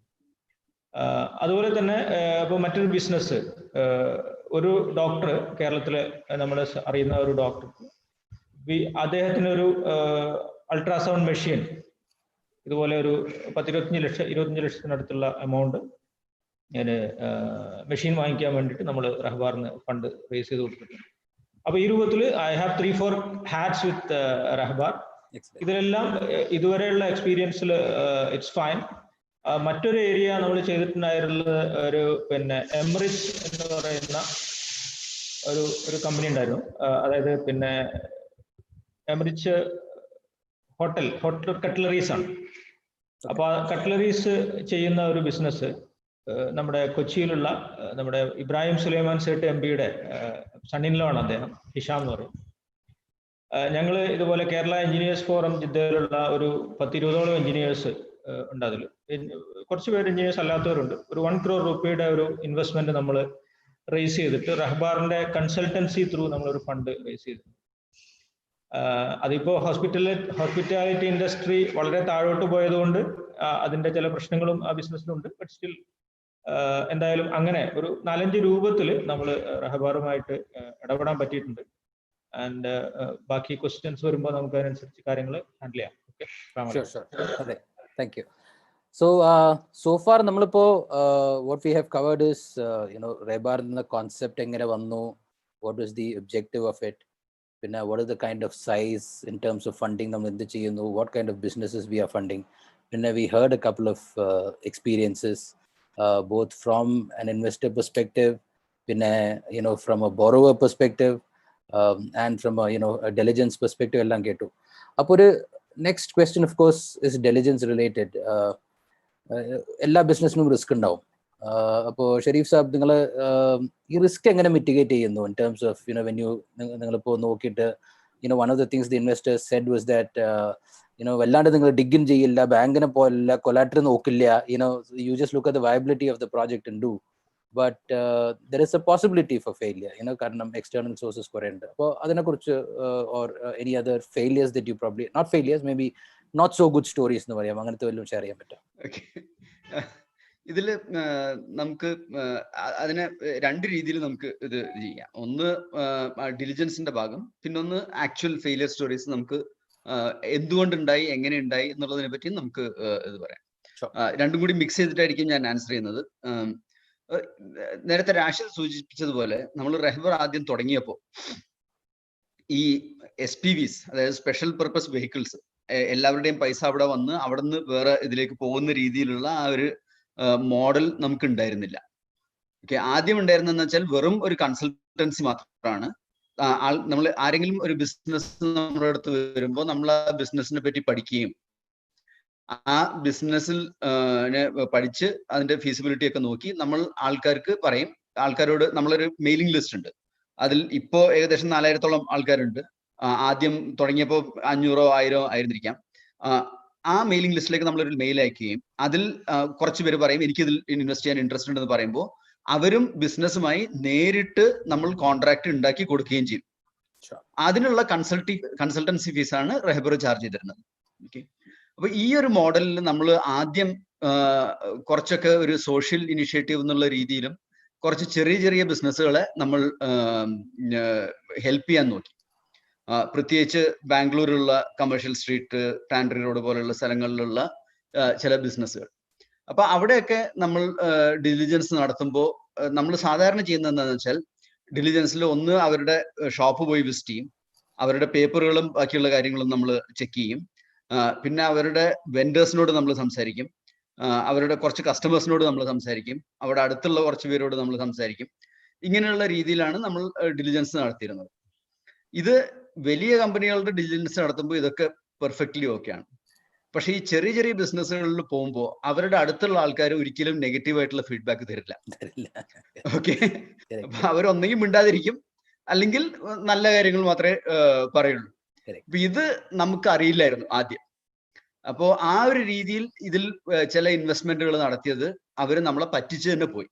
അതായത് പൈസ എടുത്ത് മുങ്ങുക തന്നെ ഉണ്ടായി ആൾക്കാർ. ഓക്കെ, അപ്പോ അതൊരു വളരെ ഒരു മോശമായ ഒരു ഇനീഷ്യൽ എക്സ്പീരിയൻസ് ആയിരുന്നു. ഇത് നമ്മളുടെ ഒരു ലേണിംഗ് ഫേസ് ആണ്. ഓക്കെ, ആ ഒരു ലേണിംഗ് ഫേസിലുള്ള ആ ഒരു എക്സ്പീരിയൻസിന് നമ്മൾ രണ്ട് കാര്യങ്ങൾ ചെയ്തു. ഒന്ന്, ആ ഡീലും ഇതും ലീഗലിയും ശരിയാ ആയിട്ട് ബന്ധപ്പെട്ടിട്ടും ആ ഡീലിംഗ് നടന്നത് ഇൻവെസ്റ്ററും മറ്റേ കമ്പനിയും തമ്മിൽ നേരിട്ടാണ്. റെഹബറിന് അതിനൊരു ബാധ്യതയില്ല. എങ്കിലും നമ്മൾ ഇതും കൂടി ചെയ്യേണ്ടതായിരുന്നു, നമ്മൾ ഇതിനെപ്പറ്റി കൂടുതൽ പഠിക്കേണ്ടതായിരുന്നു എന്നുള്ള ഒരു ഇതിൽ റെഹബറിന്റെ ഭാഗത്തു നിന്ന് ആ ഇൻവെസ്റ്റേഴ്സിന് നമ്മൾ പൈസ തിരിച്ചു കൊടുക്കുകയും ചെയ്തു. പല ഇൻവെസ്റ്റേഴ്സ് അത് നമ്മളൊരു ലോസ് ആയി നമ്മൾ തന്നെ ഏറ്റെടുത്തു. ഇനിയും നമുക്ക് കുറച്ച് നന്നാക്കാന്നുള്ളൊരു രീതിയിൽ പിന്നീട് നമ്മൾ ആ ചെറിയ ബിസിനസ്സുകളിൽ കോൺസെൻട്രേറ്റ് ചെയ്യുന്നത് കുറച്ചു. ഓക്കെ, നമ്മൾ കുറച്ചും കൂടി എസ്റ്റാബ്ലിഷ്ഡ് ആയിട്ടുള്ള ബിസിനസ്സുകളിലേക്കും നമ്മൾ അറിയുന്ന രീതിയിലുള്ള ബിസിനസ്സുകളിലേക്കും മാത്രം ഇൻവെസ്റ്റ് ചെയ്യാന്നുള്ള ഒരു തീരുമാനം എടുക്കുകയും ചെയ്തു. അതായിരുന്നു ഒന്ന്.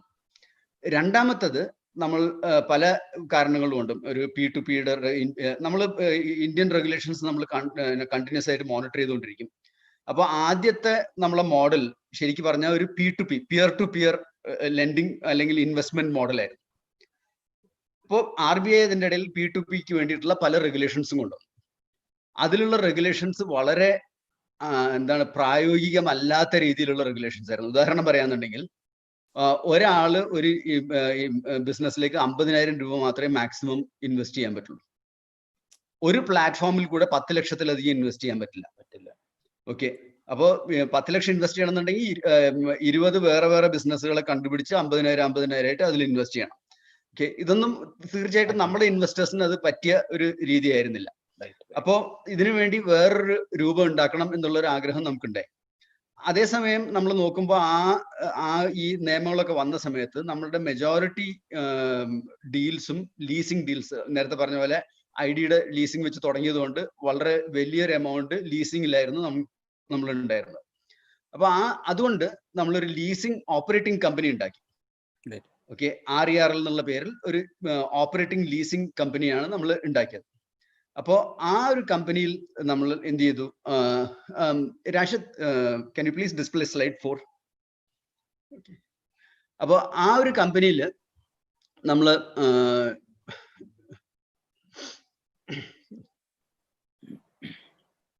സോറി അല്ല, ഏർലിയർ സ്ലൈഡ്.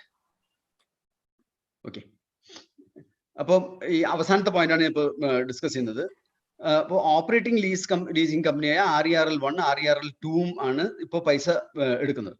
എന്നിട്ട് ഈ RERL 1ഉം RERL 2 ആണ് പലർക്കും, നേരത്തെ പറഞ്ഞ സ്ക്വയർ അസോസിയേറ്റ്സിനായാലും ന്യൂസൈനിനായാലും ഐഡിയുടെ പുതിയ ലീസിംഗ് ആയാലും എല്ലാം പോകുന്നത് ഈ ഒരു കമ്പനിയിൽ നിന്നാണ്. അപ്പൊ ഇതിൽ ഏതെങ്കിലും ഒരു കമ്പനി കുറച്ചൊരു ലോസിൽ വരുമോ അല്ലെങ്കിൽ എന്തെങ്കിലും പ്രശ്നങ്ങൾ സംഭവിക്കുകയോ ചെയ്യാന്നുണ്ടെങ്കിലും ബാക്കിയുള്ള കമ്പനികളുടെ പ്രോഫിറ്റിൽ നിന്ന് ഇതിൽ നമ്മൾ മേക്കപ്പ് ചെയ്യും.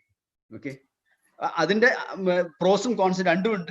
അതായത് മുമ്പ് ഉദാഹരണത്തിന് എന്റെ ഓർമ്മ ശരിയാണെങ്കിൽ സ്ക്വയർ അസോസിയേഷന്റെ KIL പ്രോജക്റ്റിൽ ഇൻവെസ്റ്റ് ചെയ്തത് അത് നേരിട്ടുള്ള ഇൻവെസ്റ്റ്മെന്റ് ആയിരുന്നു, RERL വഴിയല്ല, ഡയറക്റ്റ് ഇൻവെസ്റ്റ്മെന്റ് ആയിരുന്നു. അതിൽ ഇൻവെസ്റ്റ് ചെയ്തവർക്ക് ഏകദേശം 25% ആനുവലൈസ്ഡ് റിട്ടേൺ ആണ് കിട്ടിയത്. ഓക്കെ, ആ ഒരു റിട്ടേൺ ഒരിക്കലും RERL 1ഉം RERL 2ലും കിട്ടില്ല. കാരണം ഇതിൽ മെജോറിറ്റി ലീസിംഗ് ആണ്. അപ്പൊ ലീസിംഗിന്റെ റിട്ടേൺ റേഞ്ച് കുറവാണ്. ഇപ്പൊ 1-2 ഇങ്ങനത്തെ പ്രോജക്ട്സ് ഉണ്ടായാലും അത് ആവറേജ് ഔട്ട് ചെയ്ത് ആ ഒരു ലെവലിൽ മാത്രമേ പോവുള്ളൂ. ഓക്കെ, അപ്പോൾ ഇതാണ്. ഇതിന്റെ കൂടെ തന്നെ ചോദിച്ചതുകൊണ്ട് നേരത്തെ കവർ ചെയ്യാത്തത് കൊണ്ട് ഇതും അതിന് മുമ്പത്തെ പോയിന്റും കൂടി ഒന്ന് ഇത് ചെയ്യാം.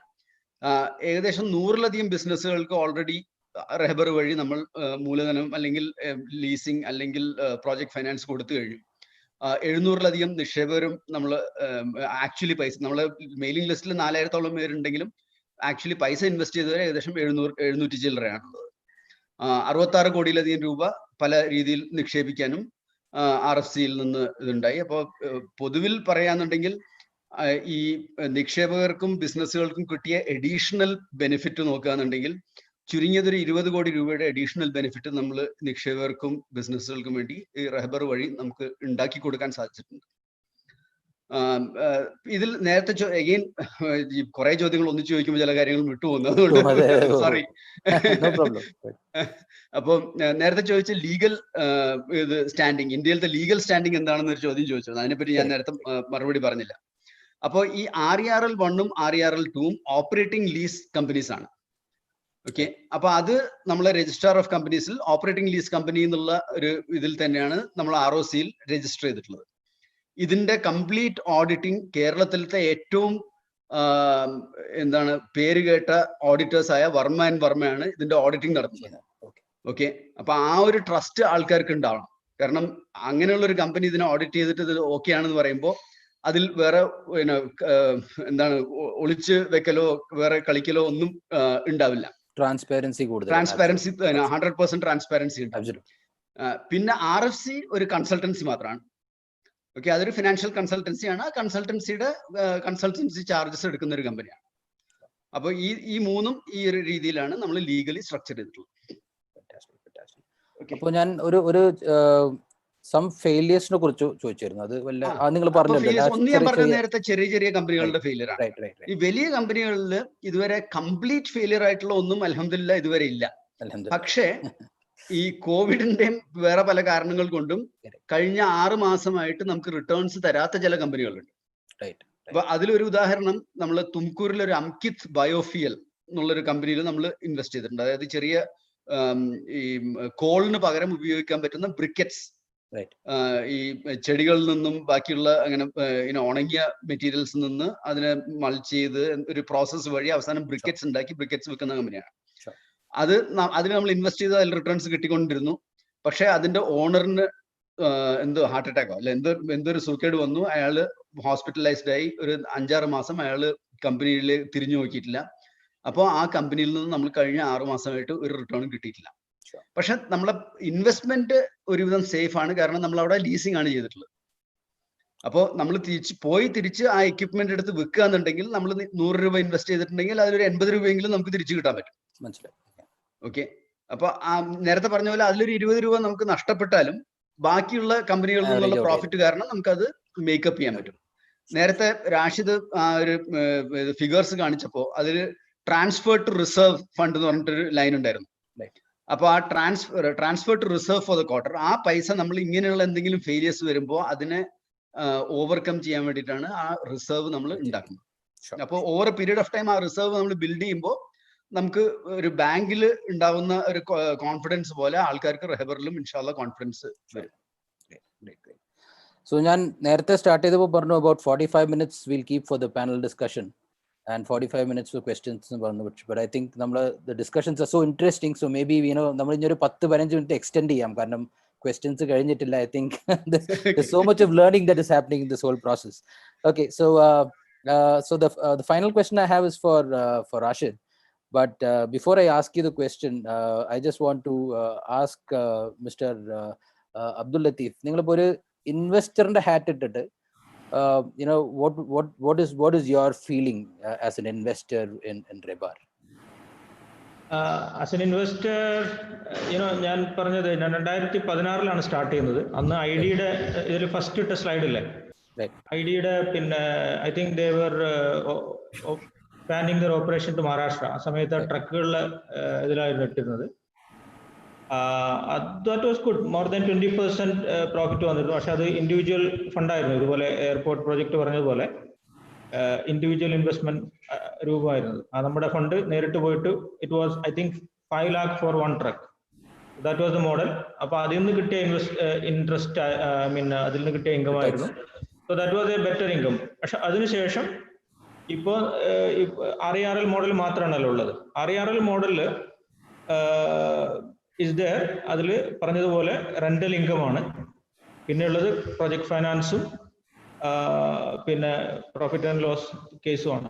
ഇത് കിട്ടുന്നത് നേരത്തെ 10 to 14 കിട്ടിയിരുന്നത് ഐ തിങ്ക് കഴിഞ്ഞ ഒരു 1.5 വർഷത്തെ 2 വർഷത്തൊക്കെ എടുക്കുകയാണെങ്കിൽ ഒരു ആവറേജ് 12% ഒക്കെയാണ് കിട്ടിയിട്ടുള്ളത്. അപ്പോൾ 12% എന്ന് പറയുമ്പോൾ per month 1%. So whoever put 1 lakh rupees, he was getting 1,000 rupees per month. Okay. That was a simple sort of thumb rule. 1 ലക്ഷം രൂപ ഇട്ട ആൾക്ക് ഒരു 1,000 രൂപ അപ്രോക്സിമേറ്റ്ലി കിട്ടുന്ന ഒരു രൂപമാണ് ഉണ്ടായിരുന്നത്. അതിപ്പോ കോവിഡ് കാലത്ത് അനദർ 2% കുറച്ചിട്ടാണ് ഇപ്പോൾ പുതിയ ബ്രാഞ്ചിന്റെ ഇൻഫർമേഷൻ മെമ്മോറണ്ടം ഒക്കെ വന്നത് കിട്ടിയതിൽ. നേരത്തെ 10 to 14 പറഞ്ഞിരുന്നത് ഇപ്പോ 8 to 12 ആണ് പറയുന്നത്. ദാറ്റ് മീൻസ് 1,000 രൂപയ്ക്ക് പകരം it may go to around 900 ആ ഒരു റേഞ്ചിലാണ് പോകാൻ സാധ്യതയുള്ളത്. പിന്നെ എനിക്ക് ഞാൻ പറഞ്ഞല്ലോ, ഞാൻ എൻ്റെ സർക്കിളിൽ നിന്നുള്ള ആളുകളും ഇൻവെസ്റ്റ് ചെയ്തിട്ടുണ്ടായിരുന്നു. ദർ ആൾ ഈ ഒരു ഫീൽഡിൽ ഹാപ്പിയാണ്. പക്ഷെ ദർ ഇസ് അനദർ എംറിച്ചിലുള്ള ഒരു കുറച്ച് ഇൻവെസ്റ്റേഴ്സ് ഉണ്ട്. എംറിച്ച് എന്ന് പറയുന്ന ഒരു ബിസിനസ്സിൽ അതും ഇതുപോലെ സിംഗിൾ ഇൻവെസ്റ്റ്മെന്റ് ആണ്. അതിലേക്ക് കുറച്ച് ഇൻവെസ്റ്റ്മെന്റ് പോയിട്ടുണ്ട്. ഐ ഡോണ്ട് നോ അതിന്റെ ഈ പ്രത്യേകിച്ചും ഈ ഒരു പ്രോബ്ലത്തിൽ ഹോസ്പിറ്റാലിറ്റി ഇൻഡസ്ട്രി സ്റ്റക്കായി നിൽക്കുന്ന ഒരു അവസ്ഥയിൽ there is A problem there. അതാണ് ആസ് എൻ ഇൻവെസ്റ്റർ എന്റെയും എൻ്റെ സർക്കിളിലുള്ള ആളുകളുടെയും ഞാൻ ചെയ്തിട്ടുള്ള ഇൻവെസ്റ്റ്മെന്റുകളുടെയും ഒരു ജനറൽ പിക്ചർ അതാണ്. Okay okay okay. So I think from your experience, ഇപ്പോൾ നമ്മളൊരു നോർമൽ ബാങ്കിങ് റിട്ടേൺസിനെ നോക്കുമ്പോൾ even during A Covid situation this is still a good decision, a good investment decision to make. അതെ, അതിന്റെ ഞാൻ പറയുമ്പോൾ എന്ന് വെച്ചാൽ സത്യത്തിൽ പിന്നെ എന്താണെന്ന് അറിയോ, എൻ്റെ ഒരു why I am recommending this to my friends.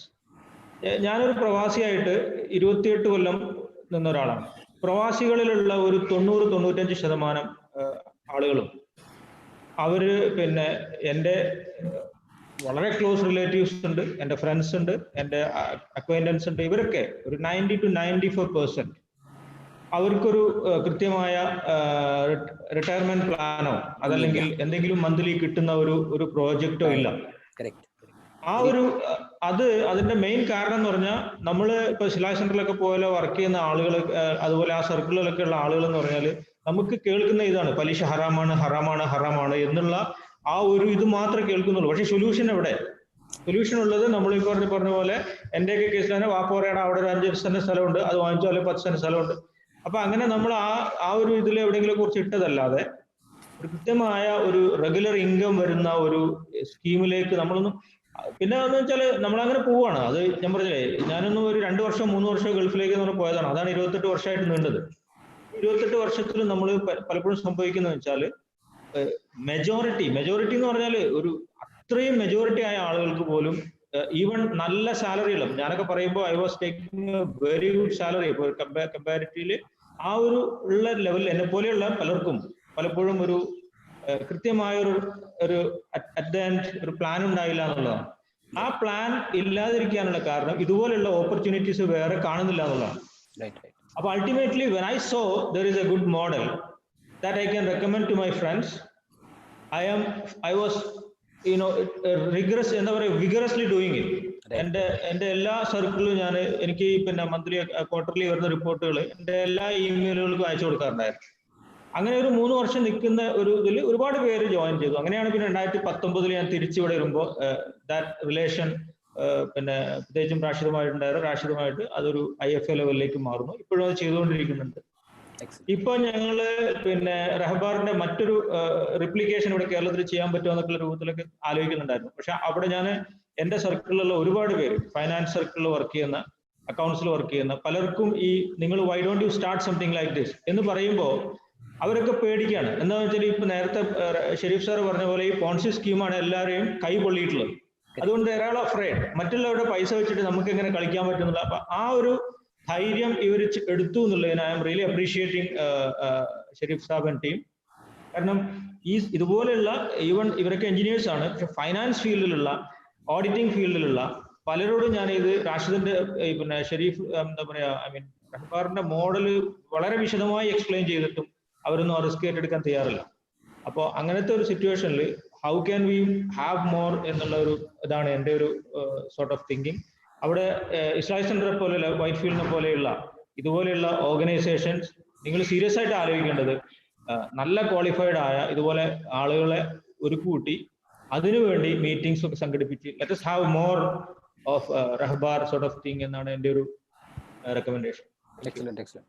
I think ഏത് ബിസിനസിന്റെ ഒരു സക്സസിന്റെ ഒരു yard stick is A happy delighted customer. I think you have one very happy delighted customer. So എനിക്ക് last question ഉള്ളത്, so how do you get more such delightful customers? So Rashid, എങ്ങനെയാണ് ഇപ്പോൾ how does a person invest in Rehbar? What is the ticket size? അവരുടെ process എന്താണ്? How do you So basically we are taking funds in RERL in the form of debentures. So we issue debentures to the investors, and the face value of each debenture is 1 lakh. So a person can invest any amount in multiples of 1 lakh. They can visit our website and just fill the form over there saying that they're interested to invest. We'll get a notification. Our investor relation team will get in touch with them and guide them through the whole process. They'll have to fill a form, do a bank transfer, and within 1 month the debenture will be couriered to them. And from the next quarter, from the date in which the allotment is made, the profit sharing starts, and from the next quarter they'll start receiving the profits. Okay. And do you also give some kind of updates where you've invested? Yes, we have a quarterly report that goes out every quarter along with the declaration of the results. Okay. And that has details of where investment was made in that quarter, what is the size of the portfolio, etc. All those details. Okay. And അവരെ എങ്ങനെ exit ചെയ്യാൻ പറ്റുക? For example, a lot of these schemes എങ്ങനെ exit is a problem. Right. Usually there's a lock-in period അല്ലെങ്കിൽ there's a penalty. So അങ്ങനത്തെ വല്ലതും ഉണ്ടോ?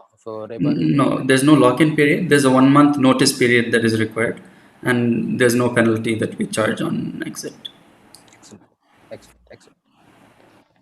Great. Yeah, Can I just add? Please. Okay. എൻ്റെ ഒരു പേഴ്സണൽ റെക്കമെൻഡേഷൻ, അതായത് എല്ലാവരും they should diversify there investment. Okay, അപ്പോൾ റെഹബറിൽ ഇൻവെസ്റ്റ് ചെയ്യുക, അതിലൊരു മന്ത്ലി ഇൻകം കിട്ടുന്ന ഒരു രീതിയാണ്. അത് കൂടാതെ ഞാൻ നേരത്തെ പറഞ്ഞ പോലെ നമ്മൾ പല ആൾക്കാർക്കും നമ്മുടെ ഷെയർ മാർക്കറ്റിൽ എന്തൊക്കെയായിട്ടുള്ള ഹലാൽ കമ്പനികളുണ്ട്, അവിടെ എങ്ങനെ ഇൻവെസ്റ്റ് ചെയ്യാം എന്നുള്ളതിനെ പറ്റി യാതൊരു ഐഡിയ ഇല്ല. ഓക്കെ, അപ്പൊ അതിനുവേണ്ടി റെഹബർ തന്നെ ഇപ്പോ ഈ ശരിയ കംപ്ലൈന്റ് ആയിട്ടുള്ള മ്യൂച്വൽ ഫണ്ട്സിന്റെ ഒരു പോർട്ട്ഫോളിയോ തുടങ്ങിയിട്ടുണ്ട്. അതായത് റെഹബർ സ്വന്തമായിട്ട് നടത്തുന്നതല്ല, കാരണം സ്വന്തമായിട്ടൊരു മ്യൂച്വൽ ഫണ്ട് നടത്താന്ന് പറഞ്ഞാൽ അതിന് വലിയൊരു ഇൻവെസ്റ്റ്മെന്റും ആവശ്യമാണ്, അതിന്റെ എക്സ്പെർട്ടീസും അതിനുള്ള ചെലവും വളരെയധികമാണ്. ഇൻഷാ അല്ലാ കുറച്ച് കൊല്ലം കഴിയുമ്പോൾ നമ്മളത് ചെയ്യും, പക്ഷെ ഇപ്പൊ അത് ചെയ്യാൻ പറ്റില്ല നമുക്ക്. ഓക്കെ, അപ്പോ ആ മ്യൂച്വൽ ഫണ്ട്സിലേക്കും ആൾക്കാർ അറ്റ്ലീസ്റ്റ് കുറച്ചെങ്കിലും ഒരു മന്ത്ലി ഓരോ മാസവും 1000 രൂപ 5000 രൂപ എന്തെങ്കിലും മന്ത്ലി ഇട്ട് ആ ഒരു പോർട്ട്ഫോളിയോ ജനറേറ്റ് ചെയ്യാം. അതിൽ 2 അഡ്വാൻറ്റേജ് ഉണ്ട്. ഒന്ന്, ഷെയർ മാർക്കറ്റിലത്തെ റിട്ടേൺസ് ചിലപ്പോൾ ഈ റെഗുലർ റിട്ടേണിനേക്കാളും കൂടും, അതൊന്ന്. രണ്ടാമത് അവിടെ അക്യുമുലേറ്റ് ചെയ്യും. നമ്മൾ റെഹബർ എല്ലാ ക്വാർട്ടറിലും നമ്മൾ പൈസ കൊടുക്കുകയാണ് ചെയ്യുന്നത്. അപ്പൊ ആ ഇനീഷ്യൽ ക്യാപിറ്റൽ 10 ലക്ഷം ഇട്ടാൽ അത് എപ്പോഴും 10 ലക്ഷമായിട്ടേ ഉണ്ടാവുള്ളൂ, അത് കൂടില്ല. നിങ്ങൾക്ക് ക്വാർട്ടർലി ആയിട്ട് ലാഭം കിട്ടിക്കൊണ്ടിരിക്കുകയുള്ളൂ. അതേസമയം മ്യൂച്വൽ ഫണ്ടിൽ നമ്മൾ 10 ലക്ഷം ഇട്ട് കഴിഞ്ഞാൽ അത് 2-3 കൊല്ലം കഴിയുമ്പോൾ 12 ലക്ഷമോ 13 ലക്ഷമോ ആയി കൂടും. അപ്പോൾ എന്തെങ്കിലും ഒരു ലാർജ് എക്സ്പെൻസ് പെട്ടെന്ന് വന്നു കഴിഞ്ഞാൽ അതിൽ നിന്നാണ് നമുക്ക് കൂടുതൽ ചിലപ്പോൾ ബെനിഫിറ്റ് ഉണ്ടാവുക. എന്ന് മാത്രമല്ല, മ്യൂച്വൽ ഫണ്ട് പെട്ടെന്ന് ഒരാഴ്ചയുടെ ഉള്ളിൽ എന്തായാലും ഗ്യാരണ്ടീഡ് ആയിട്ട് നമുക്ക് പൈസ എടുക്കാനും പറ്റും. അപ്പോൾ കുറച്ച് പൈസ അറ്റ്ലീസ്റ്റ് മ്യൂച്വൽ ഫണ്ടിലേക്ക് ഇടുക, കുറച്ച് പൈസ റെഹബറിൽ ഇടുക എന്നുള്ളതാണ് എൻ്റെ ഒരു റെക്കമെൻഡേഷൻ. ഷെരീഫ് സാബ്, അവിടെ ആ CCD-യുടെ മോഡൽ ഒന്ന് എക്സ്പ്ലെയിൻ ചെയ്ത് കൊടുക്കും ഇൻവെസ്റ്റേഴ്സിന്. I mean as an investor നമ്മൾ ചെയ്യുന്നത് CCD ആണ്. Rashid might explain. So CCD is a compulsorily convertible debenture. So it's similar to a share in a company. So we have raised in RERL 1 about 18 crores, in RERL 2 about 12 crores, so by giving CCDs to various shareholders. But the thing with equity shares is if you give equity, then the company has to pay tax, and then it has to declare the profit, pay tax, and then pay the dividend, which is not a tax efficient model, which is why we went for a compulsorily convertible debenture, which is both Sharia compliant and it is tax efficient. So that is why we went for CCT model. After studying various options and various structures, we feel this is the most optimum structure. Rafiq bhai, one more point to add. Sorry for that. Yeah. Sharif sir was saying, try to put some money in mutual fund. So ഞാൻ എൻ്റെ കേസിൽ ചെയ്യുന്നത്, എൻ്റെ ഇതിൽ നിന്ന് വരുന്ന ഒരു income monthly, എനിക്കിപ്പോൾ direct I am not depending on this income. എൻ്റെ ഒരു മന്ത്ലി എക്സ്പെൻസിന് ഞാൻ അതല്ല ചെയ്യുന്നത്. അപ്പോൾ വാട്ട് ഐ എം ഡൂയിങ്, ഇതിന്ന് വരുന്ന ഒരു ഇൻകം ഉണ്ട്, ആ ഇൻകം നേരെ ടാറ്റ എത്തിക്കൽ ഫണ്ടിന്റെ ഒരു മ്യൂച്വൽ ഫണ്ട് എടുത്തിരിക്കുകയാണ്. അപ്പോ പിന്നെ ഓട്ടോമാറ്റിക് ഇത് അവിടെ പോയിട്ട് ചെയ്യുമ്പോൾ ഇതിന്റെ ഒരു ക്യുമുലേഷൻ, ഷെരീഫ് സാബ് പറഞ്ഞല്ലോ ഇവിടെ ക്യുമുലേഷൻ നടക്കുന്നില്ല. ആ ക്യുമുലേഷൻ നടക്കാൻ വേണ്ടി വാട്ട് ഐ ഡിഡ്, ഇവിടുന്ന് വരുന്ന ഒരു പ്രോഫിറ്റ് ഏതാണ്ട് ഈക്വലന്റ് ആയിട്ടുള്ള ഒരു പിന്നെ ടാറ്റ മ്യൂച്വൽ ഫണ്ട് എടുത്തിരിക്കുകയാണ്.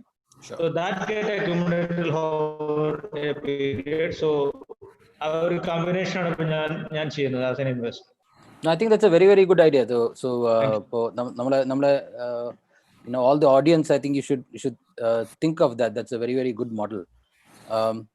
I think because of the lack of time, we may have to stop our discussion, but we'll kind of open it up to questions. So I already have a couple of questions that have come by.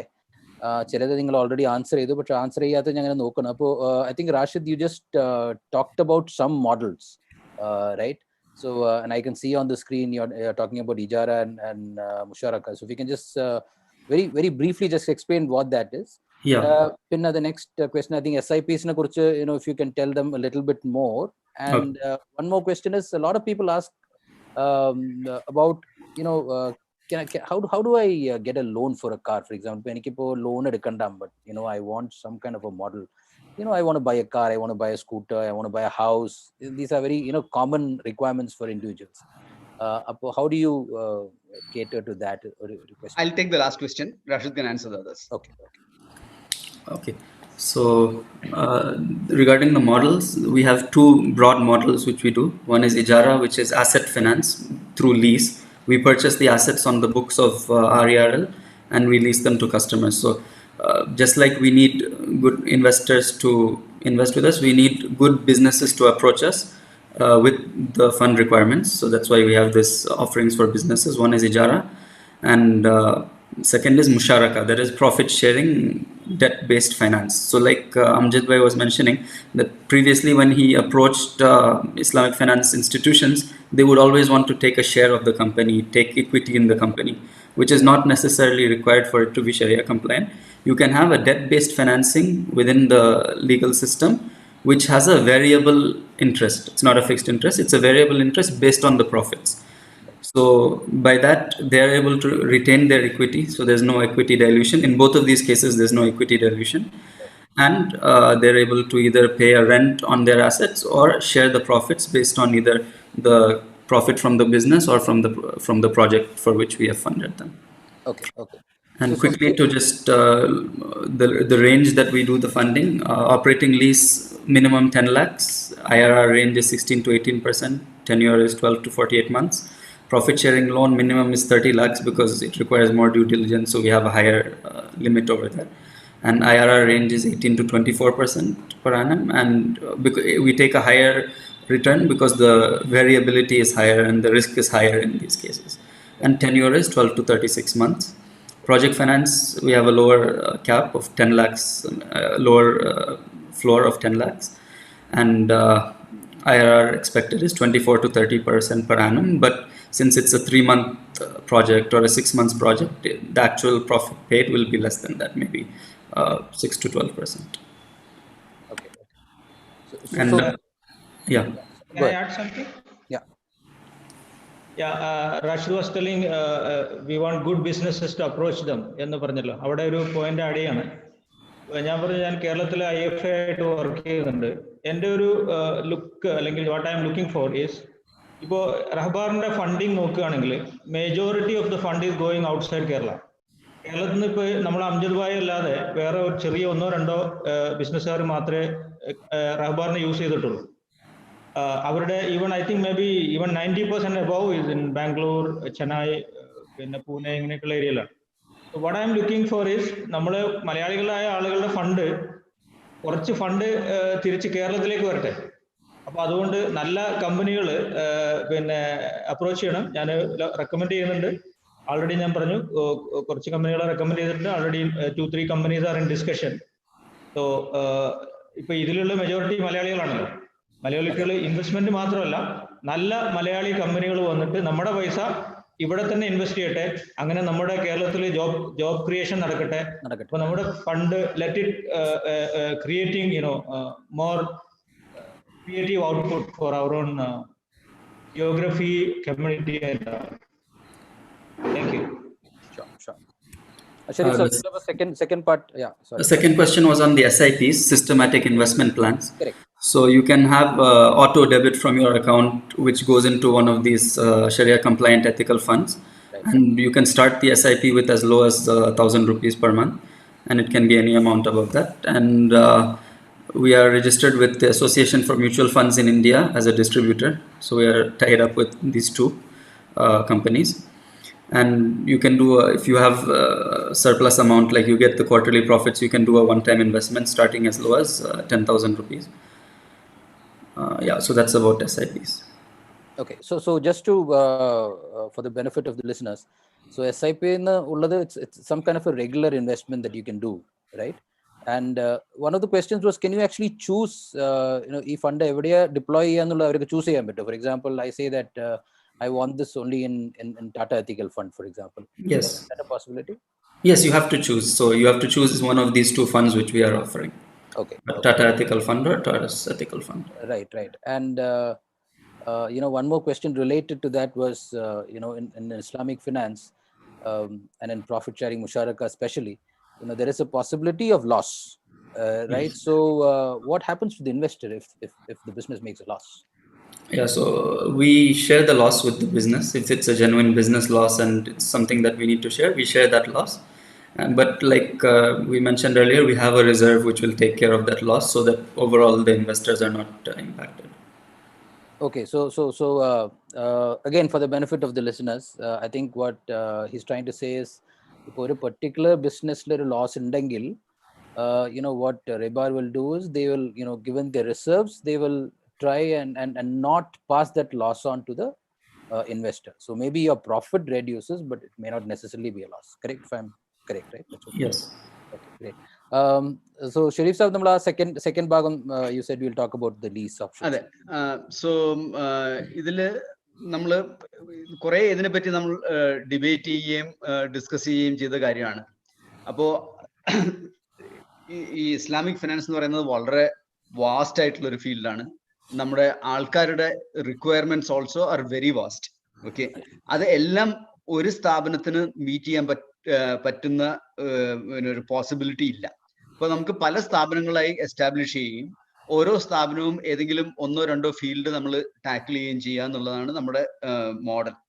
Okay, അപ്പോൾ റെഹബർ വളരെ successful ആയി നടന്നു കഴിഞ്ഞാൽ നമുക്ക് പിന്നീട് വേറെ പുതിയ സംരംഭങ്ങളിലേക്ക് ഇറങ്ങാം.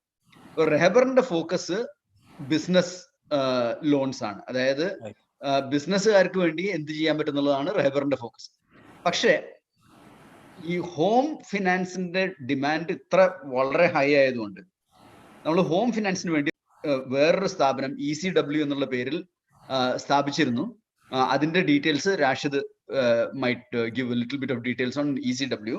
പക്ഷെ അതിൽ പോകുന്നതിന് മുമ്പ് നമ്മൾ പറഞ്ഞതുപോലെ നമ്മൾ കൺസ്യൂമർ ലോൺസ്, നമ്മൾ ബാങ്കിൽ പറയുന്ന കൺസ്യൂമർ ലോൺസിൽ ആകെ നമ്മൾ ഉദ്ദേശിക്കുന്നത് ഹൗസിംഗ് മാത്രമാണ്. കാരണം അതൊരു എസെൻഷ്യൽ റിക്വയർമെന്റ് ആണ്. ഓക്കെ, പക്ഷെ ബാക്കിയുള്ള എല്ലാ ലോൺസും നമ്മൾ ബിസിനസ്സുകൾക്ക് വേണ്ടിയും നമ്മുടെ ടോട്ടൽ ബിസിനസ് ഇക്കോസിസ്റ്റം നന്നാക്കാൻ വേണ്ടി മാത്രമാണ് നമ്മൾ ഉദ്ദേശിച്ചിട്ടുള്ളത് റേബറിന്റെ അടിയിൽ. Rashid can talk about ECW. So ECW we started in 2018 along with a couple of friends. It's a platform for Sharia compliant vehicle loans, and we've done over 35 vehicles funding through that. eCarWorld.in is the platform. Now there is a slight change happening there where it's going for NBFC license. So currently we're not doing any new funding, but once that NBFC license comes, then again we plan to start. that will be in the name of assetify.in. So as of now, we don't have it, but as soon as it's relaunched, inshallah, we'll be sending details about that. So what will be the general process, Rashid Adile, for somebody wants to So we would initially probably prefer salaried class because it's easier to predict their monthly income, and funding can be starting from 2 lakhs. It could be a used vehicle or a new vehicle, passenger. It could even be commercial vehicle. And we would tell them that this would be the monthly amount that you have to pay. And you can choose the tenure, and we see if the income is sufficient to pay the amount, and we can approve it. Sure. So വളരെ interesting ആയിട്ടൊരു question വന്നിട്ടുണ്ട് ഇവിടെ. So somebody is asking the question. ഇപ്പോൾ the SIPs, the Tata Ethical Funds and the Taurus Fund, etc. things അവർക്ക് direct ആയിട്ട് invest ചെയ്യാൻ പറ്റും.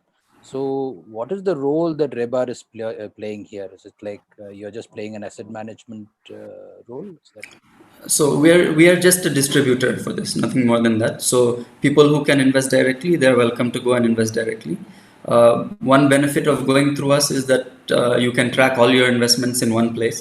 So we have an investor portal where they can log in and see how much they've invested in RERL. They'll also see how much they've invested in Tata Ethical Fund, Taurus Mutual Fund, and what is the current value of that investment. They can use our services also. So sometimes there's a lot of paperwork involved, so we can help them out on that. So basically facilitation of entry and exit into the funds.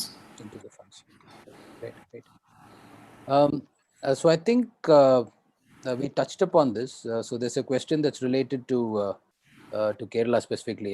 Is Rebar functioning in Kerala or planning to function in Kerala? Is the question, and which area of business?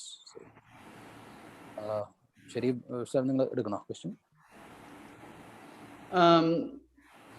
So the thing is that we were looking at actually establishing a branch in Kerala, but due to various reasons we didn't take that step. If there is sufficient interest, yes, we will set up a branch in Kerala to make it easier. But even with the branch in Bangalore, it does not prevent people from approaching us and then getting the deals done. Like Abdul Latif Sab was mentioning, we have investors from Chennai. I mean, we have investee companies in Chennai, in Mumbai, in Pune, in so many other places, even though we have no branches there. So the Kerala companies can approach us for due diligence. We will travel there. We will ask the company to share the cost of the due diligence, but then we will travel, we will visit the sites, we will talk to their customers, we'll talk to their employees, sure, do all the diligence, and after that, if things are okay, then we will do the investment. Excellent. So another question, a fundamental question is that how do you make money? How does Rebar make money on ഒരു വെഹിക്കിളും home ഫിനാൻസും ചെയ്താൽ ഇങ്ങനെ എന്താണ് ആ ഒരു question. അപ്പൊ അതൊന്ന് if you can just talk about the process of അത് I don't know who Rashid who so this is also, it will come under the Ijara model. Right. So when we do vehicle leasing or we do leasing of a flat, we use an Ijara based structure. So the way that would work is, for example, I'm buying a flat, I have 50 lakhs, I need another 50 lakhs. So Rebar will put in the money as a partnership in the flat, and for his 50% he does not need to pay any rent, but on the remaining 50% he will pay a rent, and he will pay an additional amount to increase his stake from 50% to 100%. So the rental component keeps decreasing, the principal repayment amount keeps increasing, and so basically it's a rent based model. Okay. So this answers the question on how Rebar and in turn the investor makes the money. Right. I don't know if the question was, after paying out the investor, how does Rebar make money? Was that the question? I don't know. I think the intent of the question was, so how are you making some money? I think it's the question.